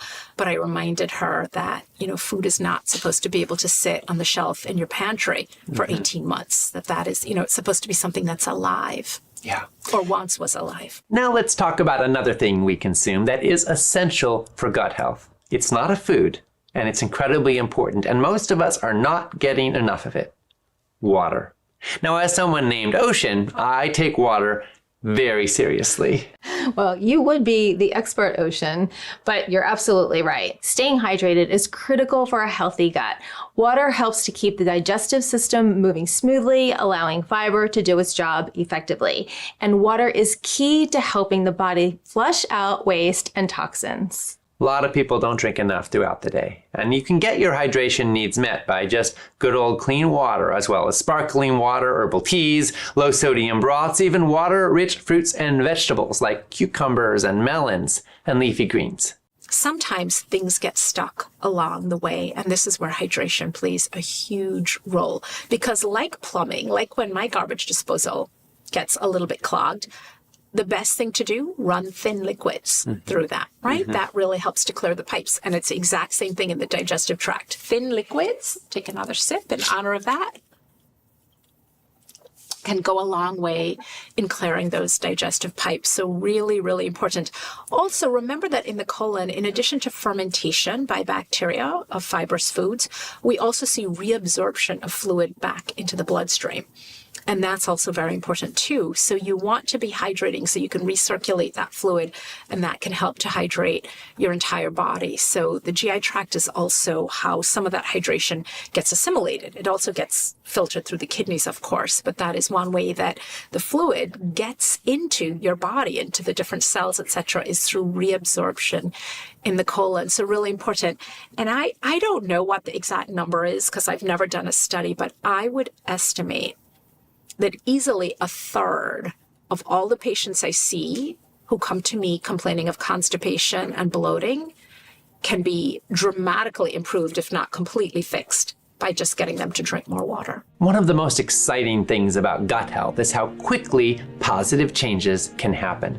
Literally every time we eat, we're feeding microbes. And depending on what we feed them, different strains will proliferate. The gut microbiome can start to shift in a matter of hours, and real formative changes can set in within weeks. This means you can make even a small change and start to reap microbiome benefits. And even simple swaps like whole grain bread instead of white bread or brown rice instead of white rice can add more nutrients and prebiotic fiber to nourish good gut bacteria. That's so true, Nicole. Enhancing meals can help too, like adding tomato or avocado or leafy greens to a sandwich. I mean, an avocado alone provides about 10 grams of fiber. Absolutely. Now, as you increase fiber and new bacteria start to proliferate, your body might start to change. Some people experience gas or bloating as their gut microbes change. If this happens, you may need to add fiber very slowly and incrementally over the course of a couple of weeks. Yes, and it's good to also make sure you're drinking plenty of water, because water can help your body make use of large amounts of fiber. Great point. Now, some people feel like they're eating pretty well with a lot of fiber, but they're suffering from symptoms like bloating, gas, diarrhea, or constipation. Some of them may even have irritable bowel syndrome or IBS. One common treatment for IBS and other digestive problems is what's called a low-FODMAP diet. What is a low-FODMAP diet, and is it helpful? FODMAP, so fermentable is F, O, oligosaccharides, D, disaccharides, M, monosaccharides, the A is just and the P is polyols, which are typically low-calorie sugars. Mm-hmm. And so a lot of these foods that contain the non-nutritive sweeteners contain polyols, things like erythritol and sorbitol. And again, not only are these things disruptive to the gut lining, they're not processed well in the small intestine, they can result in a tremendous amount of digestive distress. And this is bad gas, not good gas. This isn't lentil gas. Mm-hmm. And they can lead to a lot of bloating and digestive distress, etc. So when people approach a diet like low FODMAPs, which is designed as a diagnostic diet, not a therapeutic diet. It's designed to help you, eliminate some things and figure out what might be causing the symptoms. And some of the things that are eliminated, like these polyols, fantastic. And, refined carbohydrates, gluten, and so on, and dairy, fantastic. But eliminating onion and garlic and artichokes, not good. Mm-hmm. So, there are a lot of these vegetables and fruits that are eliminated in a low FODMAPs diet. And just because something works doesn't mean it's a good idea. Just because eating some of these foods causes some digestive issues doesn't necessarily mean that that is a bad thing either. Mm-hmm. So I really caution people with a low FODMAPs diet to remember that this is not a diet that is a therapeutic diet. It's a diagnostic diet, and you want to be selective and really cutting out, beans and berries and onion and garlic is not a great idea long term if you don't have to, because these are foods that are critically important for feeding our microbes. In patients who are classically diagnosed with irritable bowel syndrome, we know that going on a low FODMAP diet will help to reduce symptoms in about 70% of people in the short term. We know that their quality of life will improve in the short term. But it's the long-term outcomes that are really concerning here. Plus, if you have someone who's suffering the effects of an unhealthy diet, and now you've made their diet even less healthy because you've taken out the fruits and vegetables and legumes that are very fermentable, you are not doing them a favor in the long term. The low FODMAP diet, we know, has negative effects on the gut microbiome, helps to build a less healthy gut microbiome, and also reduces one's overall dietary quality. So part of the FODMAP process is to reintroduce each of the healthy FODMAP foods step by step to find tolerability and levels of tolerance for that individual. We don't sweat so much at my clinic about reintroducing lactose. We can go without that one. Adults don't need lactose in their diet. But we do want to help people to bring back in apples and pears and soft fruits and healthy whole grains, which some of them do fall under the FODMAP umbrella. But in my experience, if we can work during that FODMAP process, if we can also do it in a way that improves your dietary quality, gradually improves your dietary fiber, while at the same time we're talking to people about stress management and sleep and mindful eating and putting time aside to sit down and enjoy your food so you know that you're eating and you are digesting your food effectively, we can get them through that FODMAP process and out the other side so they're enjoying fermentable foods and they've got an overall improved dietary quality. And that is great, because not only have we solved their bloating and their distension and their constipation, but we've also set them up for a much healthier future. If you have any gas, bloating, discomfort, or distension, how can you tell the difference between what's normal microbial expression and a deeper problem that might need attention? This concept of good gas versus bad gas and symptoms that are worrisome that you should be doing something about versus symptoms that are part of the digestive process is really important. The reason that a lot of these foods create symptoms is because they contain a lot of indigestible fiber. And indigestible fiber is just what it sounds like. It's not digestible by us because it's not meant for us. It's there to feed our gut bacteria. And so in the process of these fibers not getting fully broken down and getting fermented by bacteria, but they're byproducts. So you're making short-chain fatty acids, and that's great, but you're also making hydrogen and methane and some other gases. In someone who is not used to eating a lot of fiber, this can be really sort of dramatic. And if you combine that with somebody who is maybe also a little more sedentary, and so things are not moving through in a timely fashion, maybe they're not hydrating enough, things are not moving through in a timely fashion, this can lead to a lot of digestive distress. If you are eating something and you are having severe abdominal pain, you're really distended, if you have other worrisome symptoms, like you have a dramatic change in your bowel habits, you have blood in your stool, you have diarrhea, you have things like that, you need to seek medical attention. But the idea that you have a little bloating, a little discomfort, a little gas, you should immediately stop eating those foods. That's not the direction I would recommend for most people. What I would recommend is that you go more slowly. Give your gut, your digestion, your digestive system, and your gut microbiome time to adjust to your new healthy habit. I mean, if someone doesn't go to the gym and then they go first day, they do like a big CrossFit workout, they are going to be dying for days, okay? They're going to have DOMs like you're not going to believe. It's a little bit like that with your gut. You want to introduce these foods a little bit slowly. And if you're still having issues, then if you are cooking your own beans at home, and your own lentils, your own legumes, make sure you soak them in water overnight. Then you discard that soaked, the water, and you rinse them thoroughly. That helps to reduce the fermentable components in the bean. If you cook them with a little bit of kombu, that can also help to degrade some of the fermentable carbohydrates and help reduce the bloating. Or another shortcut is if you buy healthy pre-cooked beans and legumes, and you can get those from tons of companies now. So they come in pouches or BPA-free cans. They've already been cooked. They don't have a ton of junk added to them. There's some companies doing great work with that sort of way of delivering legumes to our larders. And if you buy those pre-cooked, those are often cooked at higher temperatures than you would have at home, and that helps to degrade some of the fermentable components as well. Often at my clinic, if we are seeing people suffering with that sort of bloating and distension in the context of a fiber-deficient diet, we will help them to gradually increase their dietary fiber one step at a time. We will advise them to take out the highly fermentable foods that you really don't need in your diet. So we will talk about dairy milk, of course. The lactose that we get from dairy milk really has no business in the GI tract of a grown adult human. Okay, after the age of about 2, we don't need that anymore. So lactose, dairy milk is out. Absolutely, step number 1. Okay, but we also reduce some of the other highly fermentable components that we often see in the standard Western diet. So we're saying goodbye to the lactose, but also the highly processed fructose, the very sweet fruit juices. If we have patients with unexplained GI symptoms, we've done all the tests, great, we're good, there's no disease processes going on. We've talked about food. Great. We've got that dialed in. We're eating healthily. We have got to talk about stress. We've got to talk about calming the gut-brain axis. So in my practice, I will always talk to my patients with GI symptoms about stress. If we don't sort out your stress, we are not going to sort out your gut. If we sort out your stress, it could help a lot.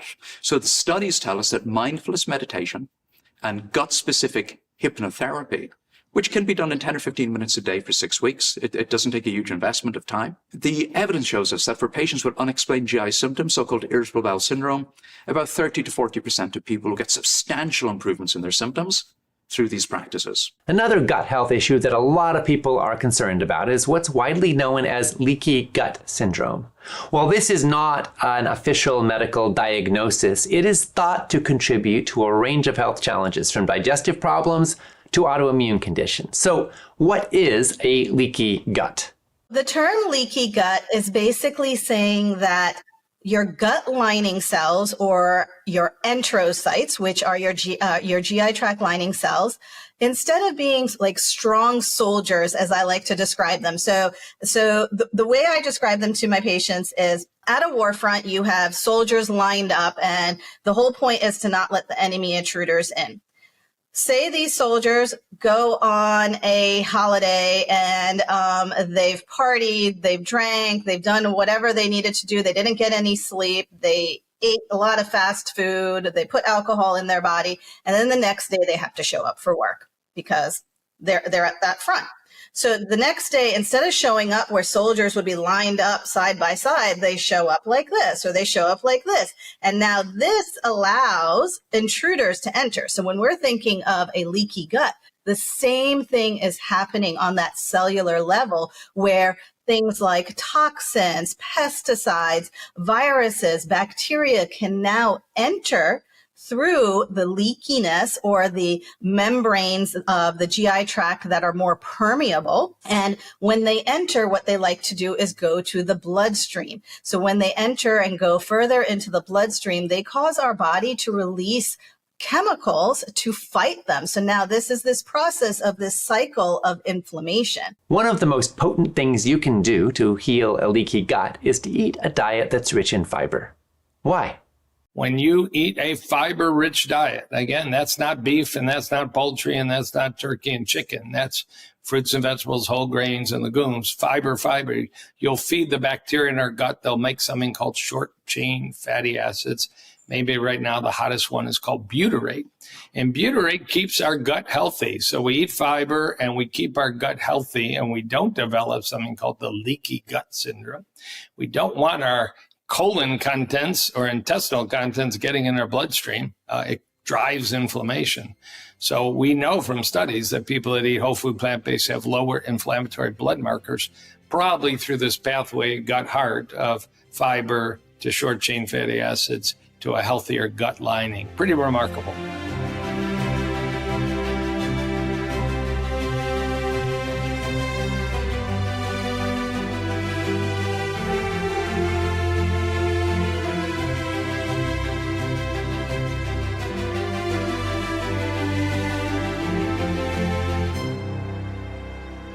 Hippocrates said that all disease begins in the gut.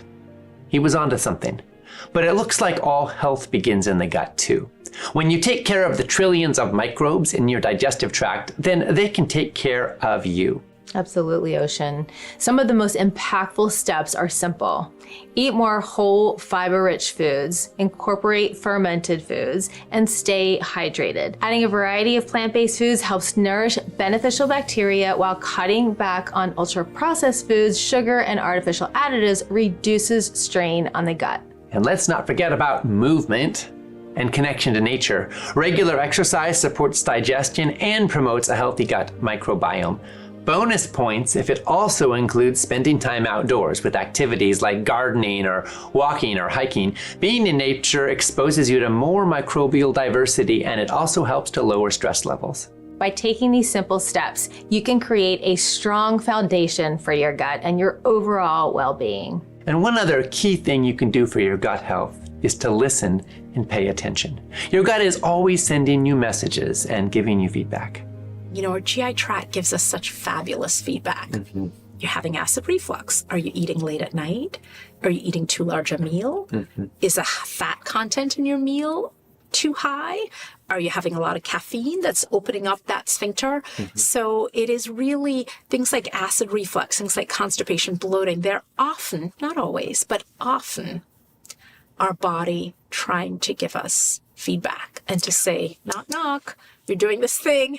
I'm not really liking it. And remember that that feedback is for our survival and our benefit. It's not to, burden us with these symptoms. It's really to try to keep us healthy and alive. Today we've seen how gut health impacts our overall well-being. Simple daily actions can transform your microbiome and improve long-term health. Absolutely, Ocean. A healthy gut not only aids digestion, but also supports immunity, reduces inflammation, and enhances mental health. Yes. Now in our next episode, we'll be looking at how diet, lifestyle, and even the gut microbiome can influence heart health. This is really important because cardiovascular disease is by far the leading cause of death on Earth. It's a condition that impacts nearly half of all Americans. And as we'll see, it's very often preventable with healthy diet and lifestyle. But many of us have been dangerously misinformed. As you'll see, your heart health is in your hands, and we're here to empower you with the knowledge you need to make lasting and life-changing choices. We'll see you there. Let's do this.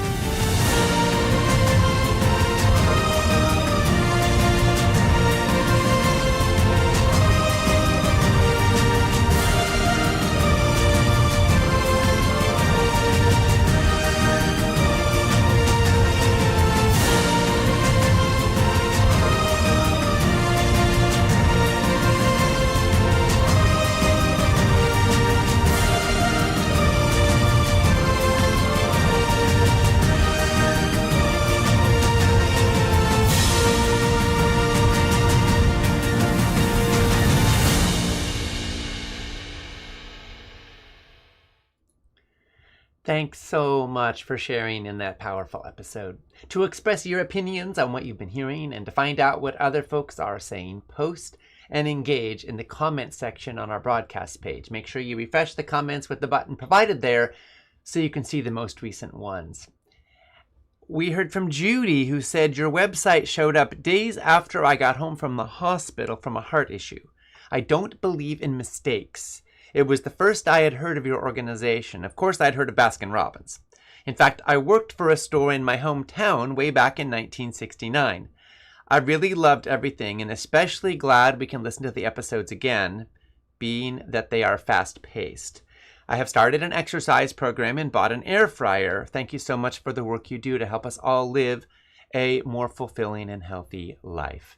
Judy, thank you for being here. I'm sorry to hear about your heart issue, and you're here at the right time, in the right place. And you're going to love tomorrow's episode when we're going to focus on cardiovascular health. You know, heart disease is the #1 cause of death on planet Earth by far.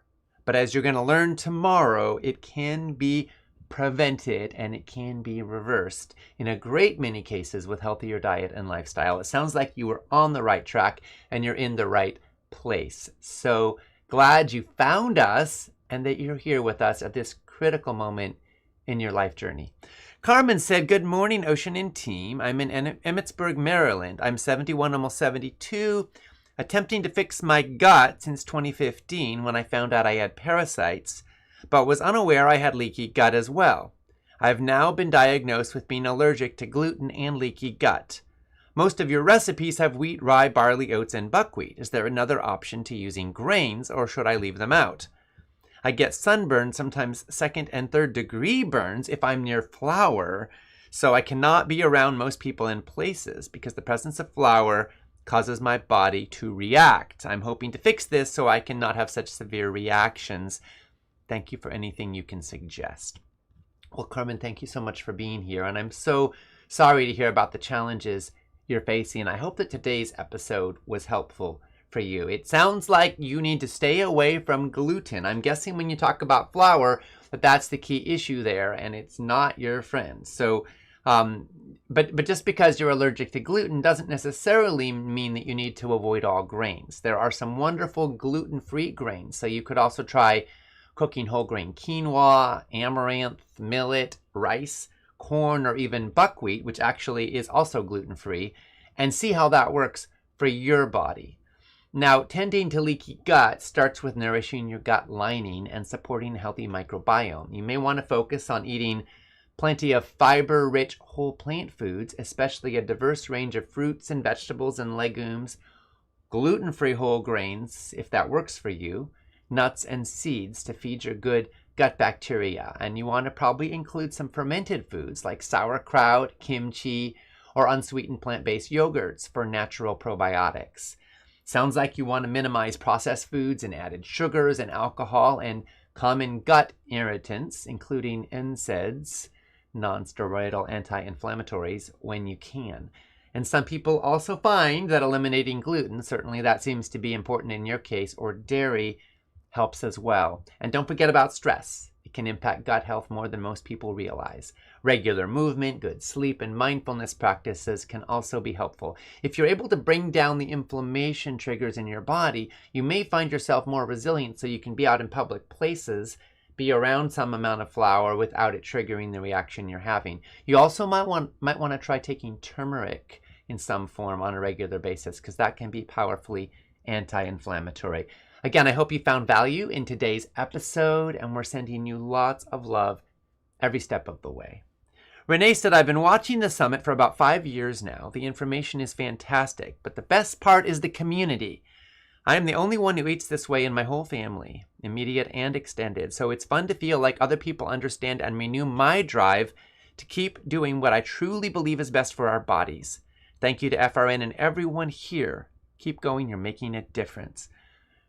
Renee, thank you for bringing that in. And for everybody watching, whoever feels alone, a little bit like a voice in the wilderness, a little bit disconnected or alienated for trying to eat differently than the mainstream, welcome to a place where you belong. And I want to invite you to consider right now, there are more than 250,000 people who are part of this summit, who are learning and growing. Imagine that. More than 2 football stadiums worth of people cheering you on, supporting you, and working with you to learn, to grow, and to eat differently. Together, we are changing our lives, and we're also helping to shift culture. So Renee, thank you for being a part of this. Thank you for letting yourself feel the community, the comments, the love, the support that's showing up on the broadcast page is so powerful. And if you want to go a little further with that, FRN has an ongoing membership community. It's called Whole Life Club. And this is where we support you, not just in making changes, but in staying with it so you can implement, sustain, and optimize your healthy eating path for life.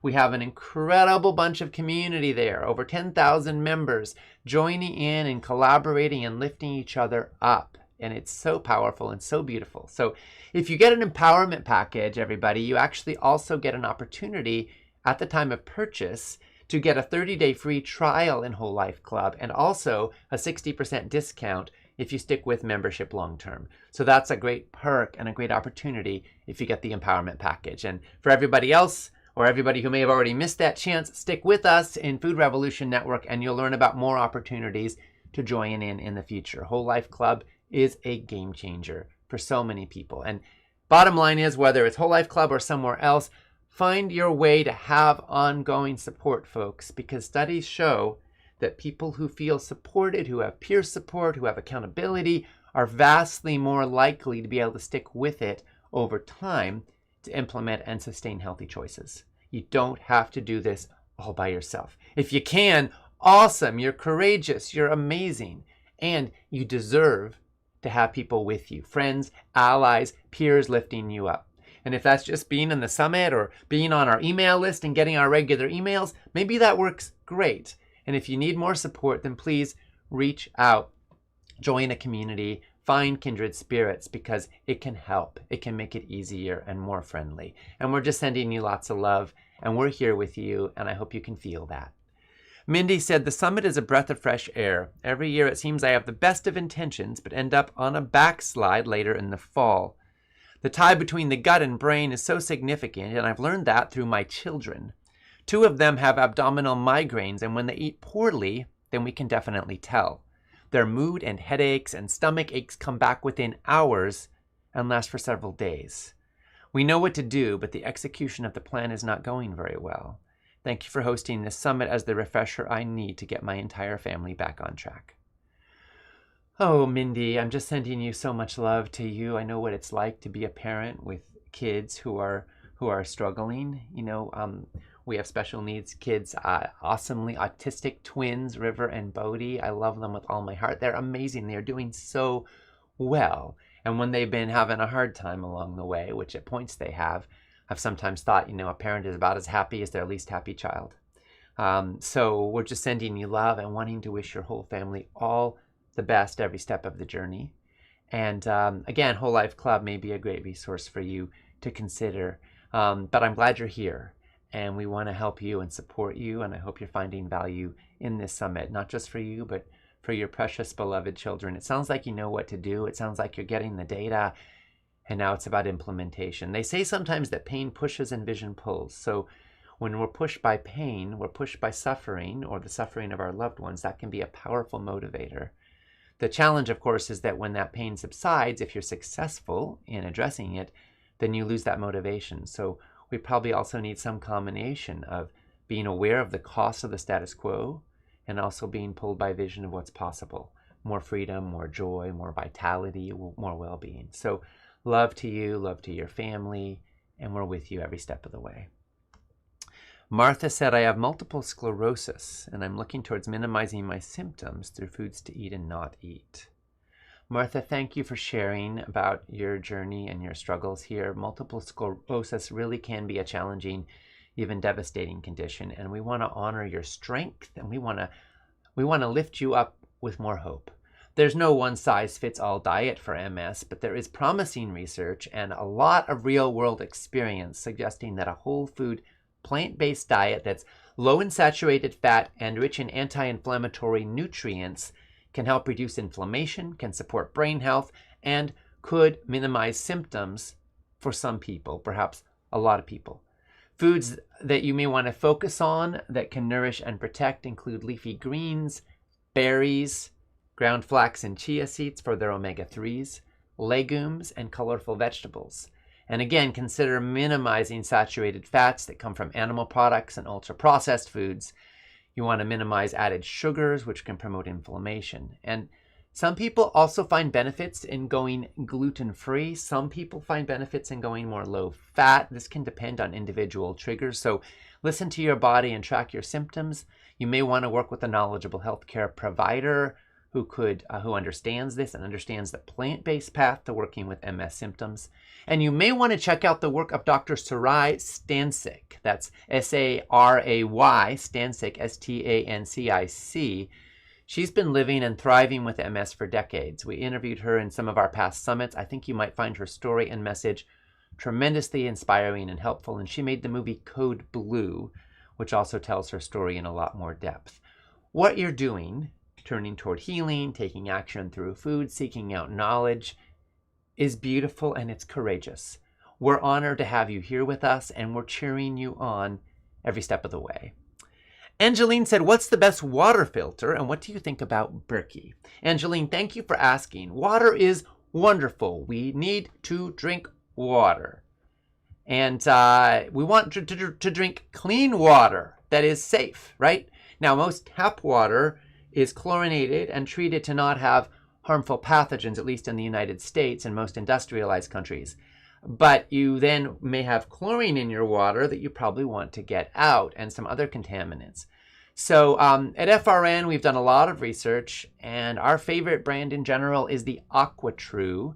It's a reverse osmosis based system that can sit on a countertop, so you don't have to do any special plumbing, although they do have an under sink model as well. And the AquaTrue can be a great option, and they make a carafe version that stores water in glass. It's easy to use, and it's tested to be extremely effective. And we want to actually gift you one, Angeline. so that you will have it for life. So our team will follow up with you and get you a free AquaTrue. Congratulations. And for those who are also interested, you can find out more about the AquaTrue and get a special Food Revolution Network member discount at foodrevolution.org/water. Again, that's foodrevolution.org/water. And, the AquaTrue can be a great option. If you're thinking about removing bacterial contamination, then that's another set of issues, and it depends on a lot of factors. The Berkey purports to remove bacterial contamination. You could use it in all kinds of different situations. It may be effective. However, I've got to say that we tested it ourselves in our family some years back with some water that had a little bit of bacterial contamination, nothing serious, but there was a bit tested in it. So we put it through in the Berkey, and the results came out worse. So I can't, in good conscience, recommend the Berkey based on my own experience and our own home lab tests.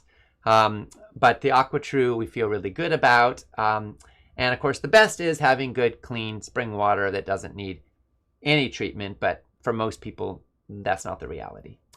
Mary said, so kombucha is not worth buying.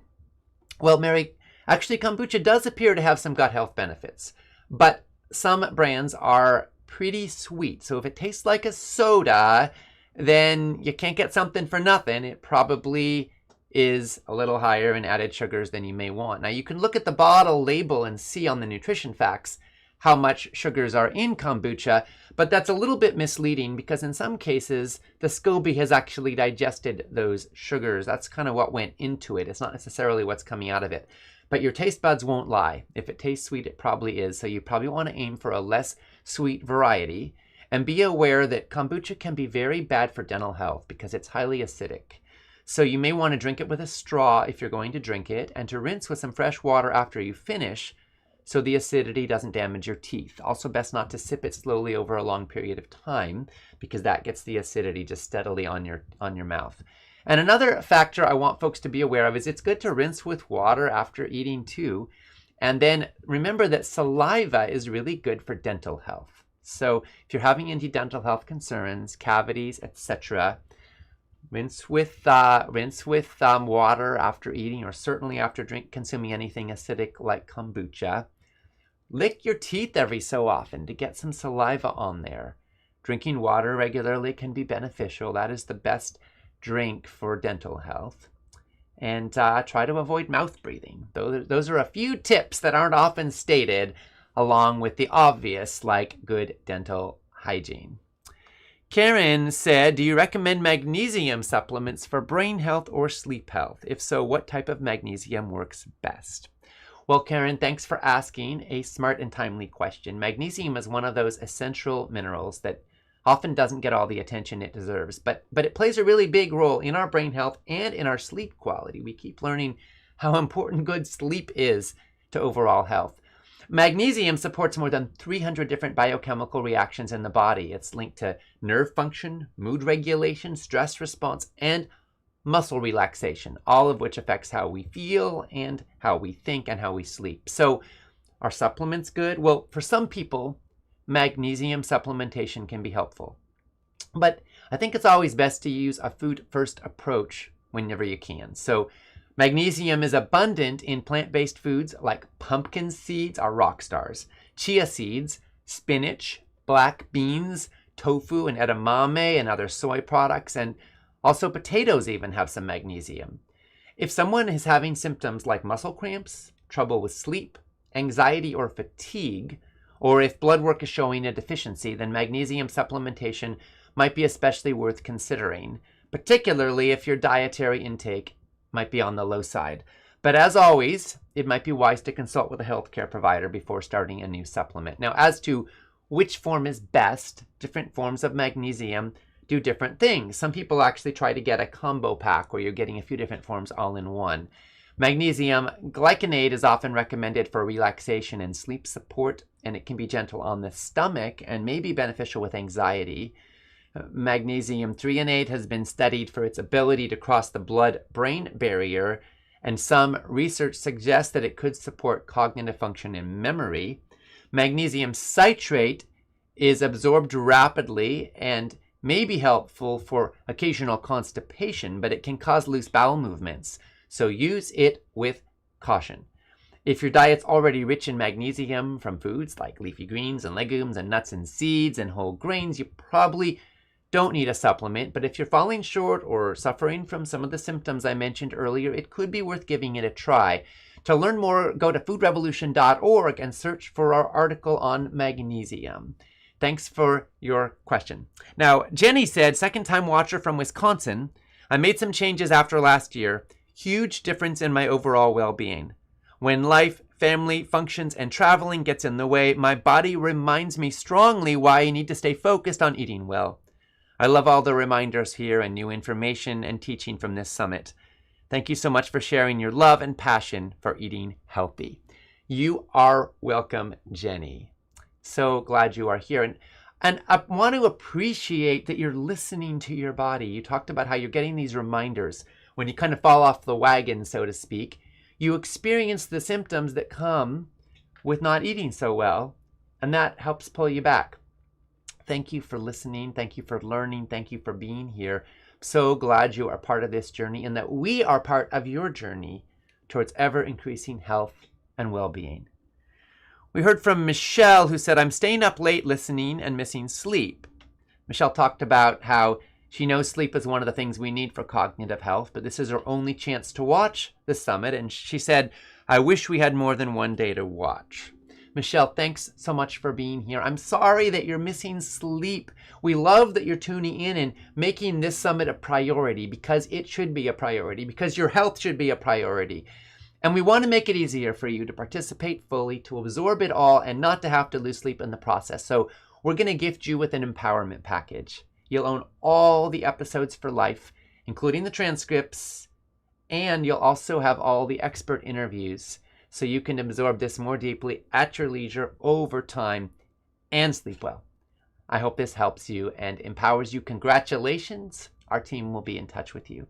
And congratulations also to all of our newest empowerment package owners, including Tom from North Carolina, Sally from Oregon, Will from New York, Rosalind from Pennsylvania, Eleanor from Sweden, Janice from Canada, Emma from Kenya, Iris from Wyoming, David from Florida, Leslie from California, Denise from Australia, and Anita from the United Kingdom. Thank you all so much to all of you and everyone else who's stepping forward and investing in your health and in our mission.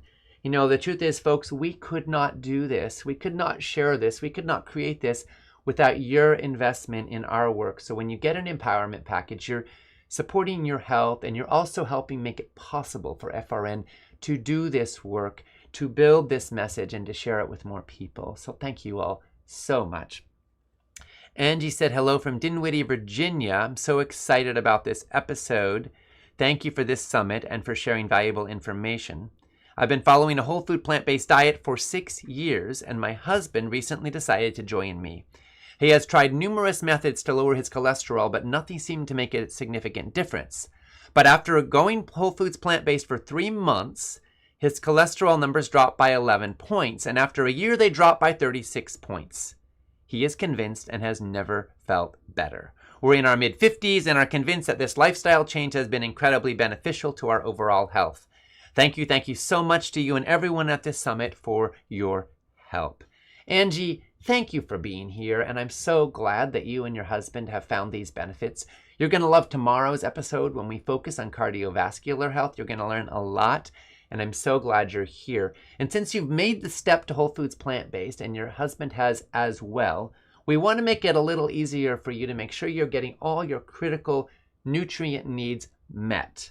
Complement Essential is a wonderful complementary product that is designed specifically by whole foods plant-based eaters who want to make sure that other plant-based eaters are getting their essential nutrient needs met. So this is for folks who are already eating a basically healthy diet, who want to just kind of cover some of the core bases. So Complement Essential is a pill, you take a capsule, you take 3 of them a day, once a day, and it gives you omega-3 fatty acids and B12 and D3, zinc, magnesium, selenium, and vitamin K2, all in baseline modest levels that help you cover bases. So we're going to gift you with this, Angie, for you and your husband. you'll be getting a 3-pouch bundle between the two of you. Congratulations, our team will be in touch. For anybody else who is interested in Complement Essential, you can find out more at foodrevolution.org/complement, like complementing, like something that complements something else. So yeah, foodrevolution.org/complement. Now, folks, it's time for our recipes of the day. Every day of this summit, we have 3 more wonderful recipes from Nicole D'Andrea Ressert, RD, and my wonderful co-host. Nicole put together these amazing recipes to help make it more delicious and friendly and easy for you to nourish your health and wellness. And first recipe of the day today is the Digestive Wellness Juice. You can support your digestive health with this amazing juice. It's nutrient-packed, and it's a blend that features the detoxifying power of kale and the digestive benefits of fennel, along with the anti-inflammatory properties of turmeric root and ginger root.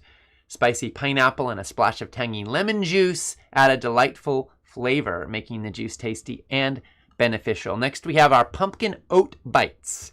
Having well-balanced snacks on hand that offer whole grain carbohydrates and plant-based protein and healthy fat and abundance of micronutrients can help you stay energized throughout your day.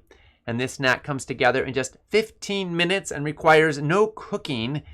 It gives you a chance to get your hands a little messy. Bonus if you have some young ones who love to help out in the kitchen. And lastly, we have the smoky black-eyed pea, butternut squash, and collard green soup. You can savor this plant-based potpourri infused with an aromatic blend of spices, and the sweetness of butternut squash and corn intertwines with the earthiness of the black-eyed peas, while the vibrant collard greens add a delightful earthiness to the comforting stew. So enjoy these wonderful recipes of the day as we go through the summit. It's a wonderful way to cook along with the journey. Natalie asked, thanks for all the information you're providing. Curious question, are all the recipes on the lower part of the website, the recipes of the day, available in the Powered by Plants cookbook? Well, Natalie, thanks so much for your kind words and for tuning in so thoughtfully. The recipes that you'll find on the Summit broadcast page are specially curated for this event, and they're meant to give you easy, delicious, practical ways to enjoy bringing the food revolution home. They're not the same as the recipes in the Powered by Plants cookbook that is our most recent cookbook Nicole and I put together. So you get even more amazing recipes with the cookbook. They're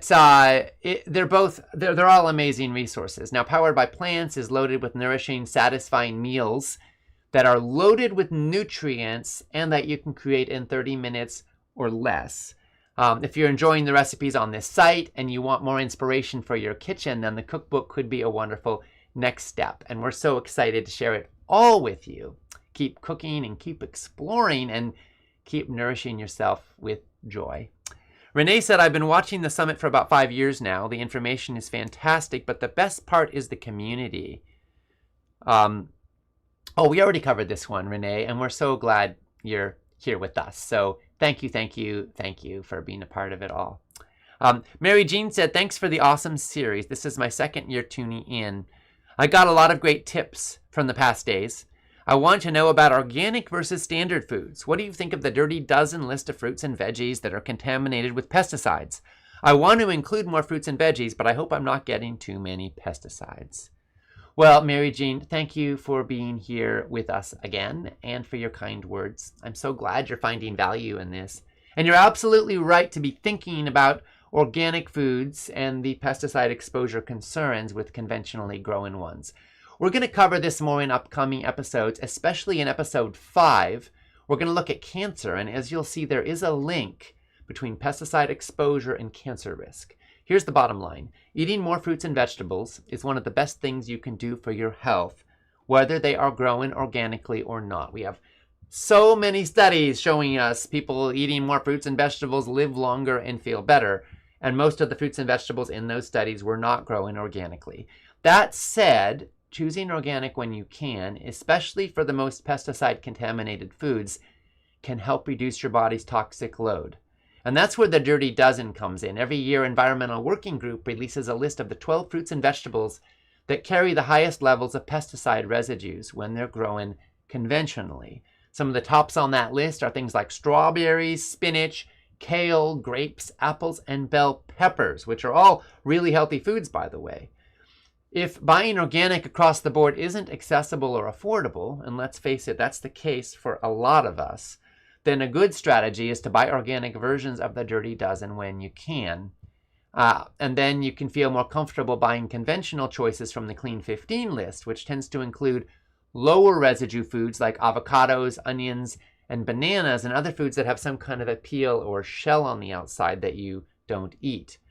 And another great tip is to rinse your produce well. So if you're going to be eating produce or fruits that are not grown organically, then it may be wise to rinse them, or best of all, soak them in a tub of cool water with baking soda. You want to have about 1 tablespoon of baking soda to a gallon of water.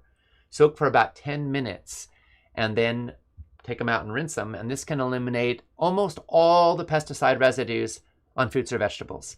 At the end of the day, perfection isn't the goal. It's about progress. If you're increasing your fruit and veggie intake, that's wonderful. If you can choose organic when you can, especially with the Dirty Dozen, or rinse or soak with, baking soda solution, that's even more wonderful. Just keep taking steps and doing what you can.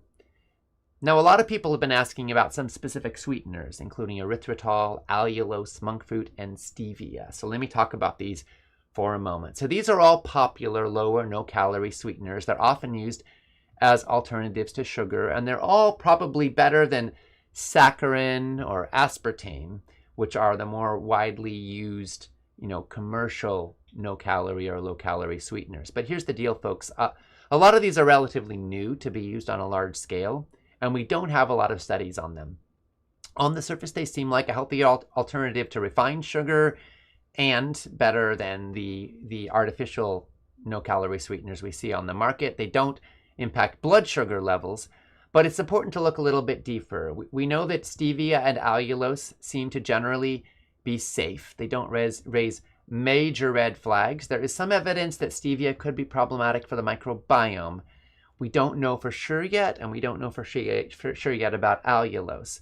Monk fruit appears to be promising, but here's the catch. Most monk fruit products on the market are blended with erythritol, which brings us to another set of concerns. So recent studies, including one from Cleveland Clinic, found that erythritol can increase the risk of cardiovascular events like heart attacks and strokes because it encourages blood clot formation. So for anybody with heart disease or diabetes or metabolic syndrome, it could pose real risks. And while stevia and allulose and pure monk fruit might be safer bets in small amounts, it's wise to be cautious with erythritol, especially if you're in a higher risk group. And no matter the sweetener, the best long-term strategy is to retrain your taste buds to savor the natural sweetness of whole plant foods. So you want to be sweetening your meals as much as possible with dates and bananas and apples and pineapple and other real whole foods. Chris said, "Hi, Ocean and FRN team. I've tuned in several years now and absolutely love the summit. I mark my calendar as soon as the dates are announced, knowing it will be a motivating and validating experience. This year I've been checking out the expert interviews and they're amazing.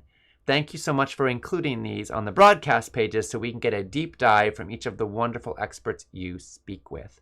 Chris, thank you so much for pointing that out. Every day of the summit, not just do we have the broadcasts and the episodes, but we also have the featured expert interviews. So 3 more of the expert interviews that went into this summit are available in full on the broadcast page during the replay period. Today's featured expert interviews are with Dr. Robin Chutkin on gut health breakthroughs, unlocking the secrets of your microbiome for better wellness.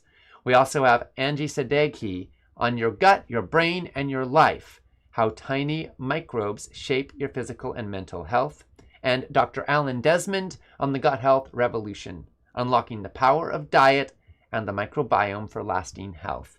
These are all incredible interviews from brilliant doctors. So please check them out if you can during the replay period. And if you're an Empowerment Package owner, of course, you'll have them for life along with all 45 full expert interviews, which are a great way to dive deeper into specific topics, including some we just didn't have space to address during the actual episodes. Gibson, thank you, Ocean and John, for changing my thinking about how to live healthy and do my part for the environment and the animals. I'm off high blood pressure and cholesterol meds due to you two. The yoga and meditation I do regularly also. I've got my husband to change much of his eating habits as well. Still working on him. Thanks, Kim. Well, Kim, thank you so much for being here and sharing that story. We hear these stories almost every day, and they are so heartening and inspiring to us and our whole team at Food Revolution Network. Congratulations on getting off your blood pressure and cholesterol meds, because you don't need them anymore, it sounds like. And so much love to you and to your husband as you deepen on this journey. And I think you're going to love tomorrow when we focus more on cardiovascular health. Well, folks, we're now approaching the end of day 3 of the Food Revolution Summit docuseries. To express your opinions on today's episode and the summit so far, and to find out what other people are saying, post and engage in the comment section on our broadcast page. Make sure you refresh the comments with the button that's provided there if you want to see the most recent ones that have been submitted. Come on back and join us tomorrow when we go live at 7:45 Pacific Time, 10:45 Eastern, 2:45 p.m. GMT, or at 11 Eastern when we start rolling episode 4, Conquering Heart Disease, Transforming Cardiovascular Health with Science and Action. It is going to be amazing. So please come back and join us then. And in the meanwhile, you can post your comments and share in the conversation. You can catch the replays right here on this page. You can check out the empowerment package. You can enjoy our recipes of the day. You can check out all the expert interviews. We are wishing you a wonderful, healthy, and thriving day. This is Ocean Robbins signing off from day 3 in the Food Revolution Summit. And now, here's a peek at what's coming up tomorrow. Cardiovascular disease is responsible for about 18 million deaths every year. That's more than cancer, diabetes, and respiratory diseases combined.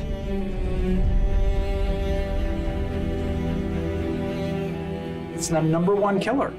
And we have people in our 40s and 50s dying from this stuff. And we know from, perhaps most valuably, from the intervention studies, intervention research, that diet and lifestyle is potentially, can possibly even treat it or reverse it. Most people think cardiovascular disease is inevitable, but science has shown it's not.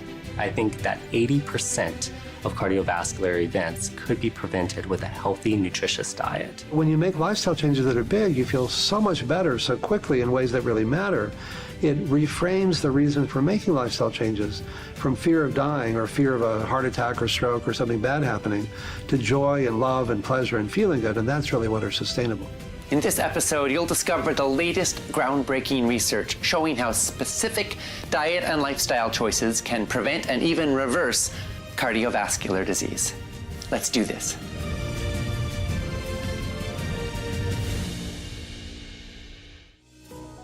No matter where you come from or what you've been through, the simple truth is that you are meant to thrive. You deserve boundless energy, a clear mind, and a lean and healthy body. You deserve to feel confident and clear about what you eat and why.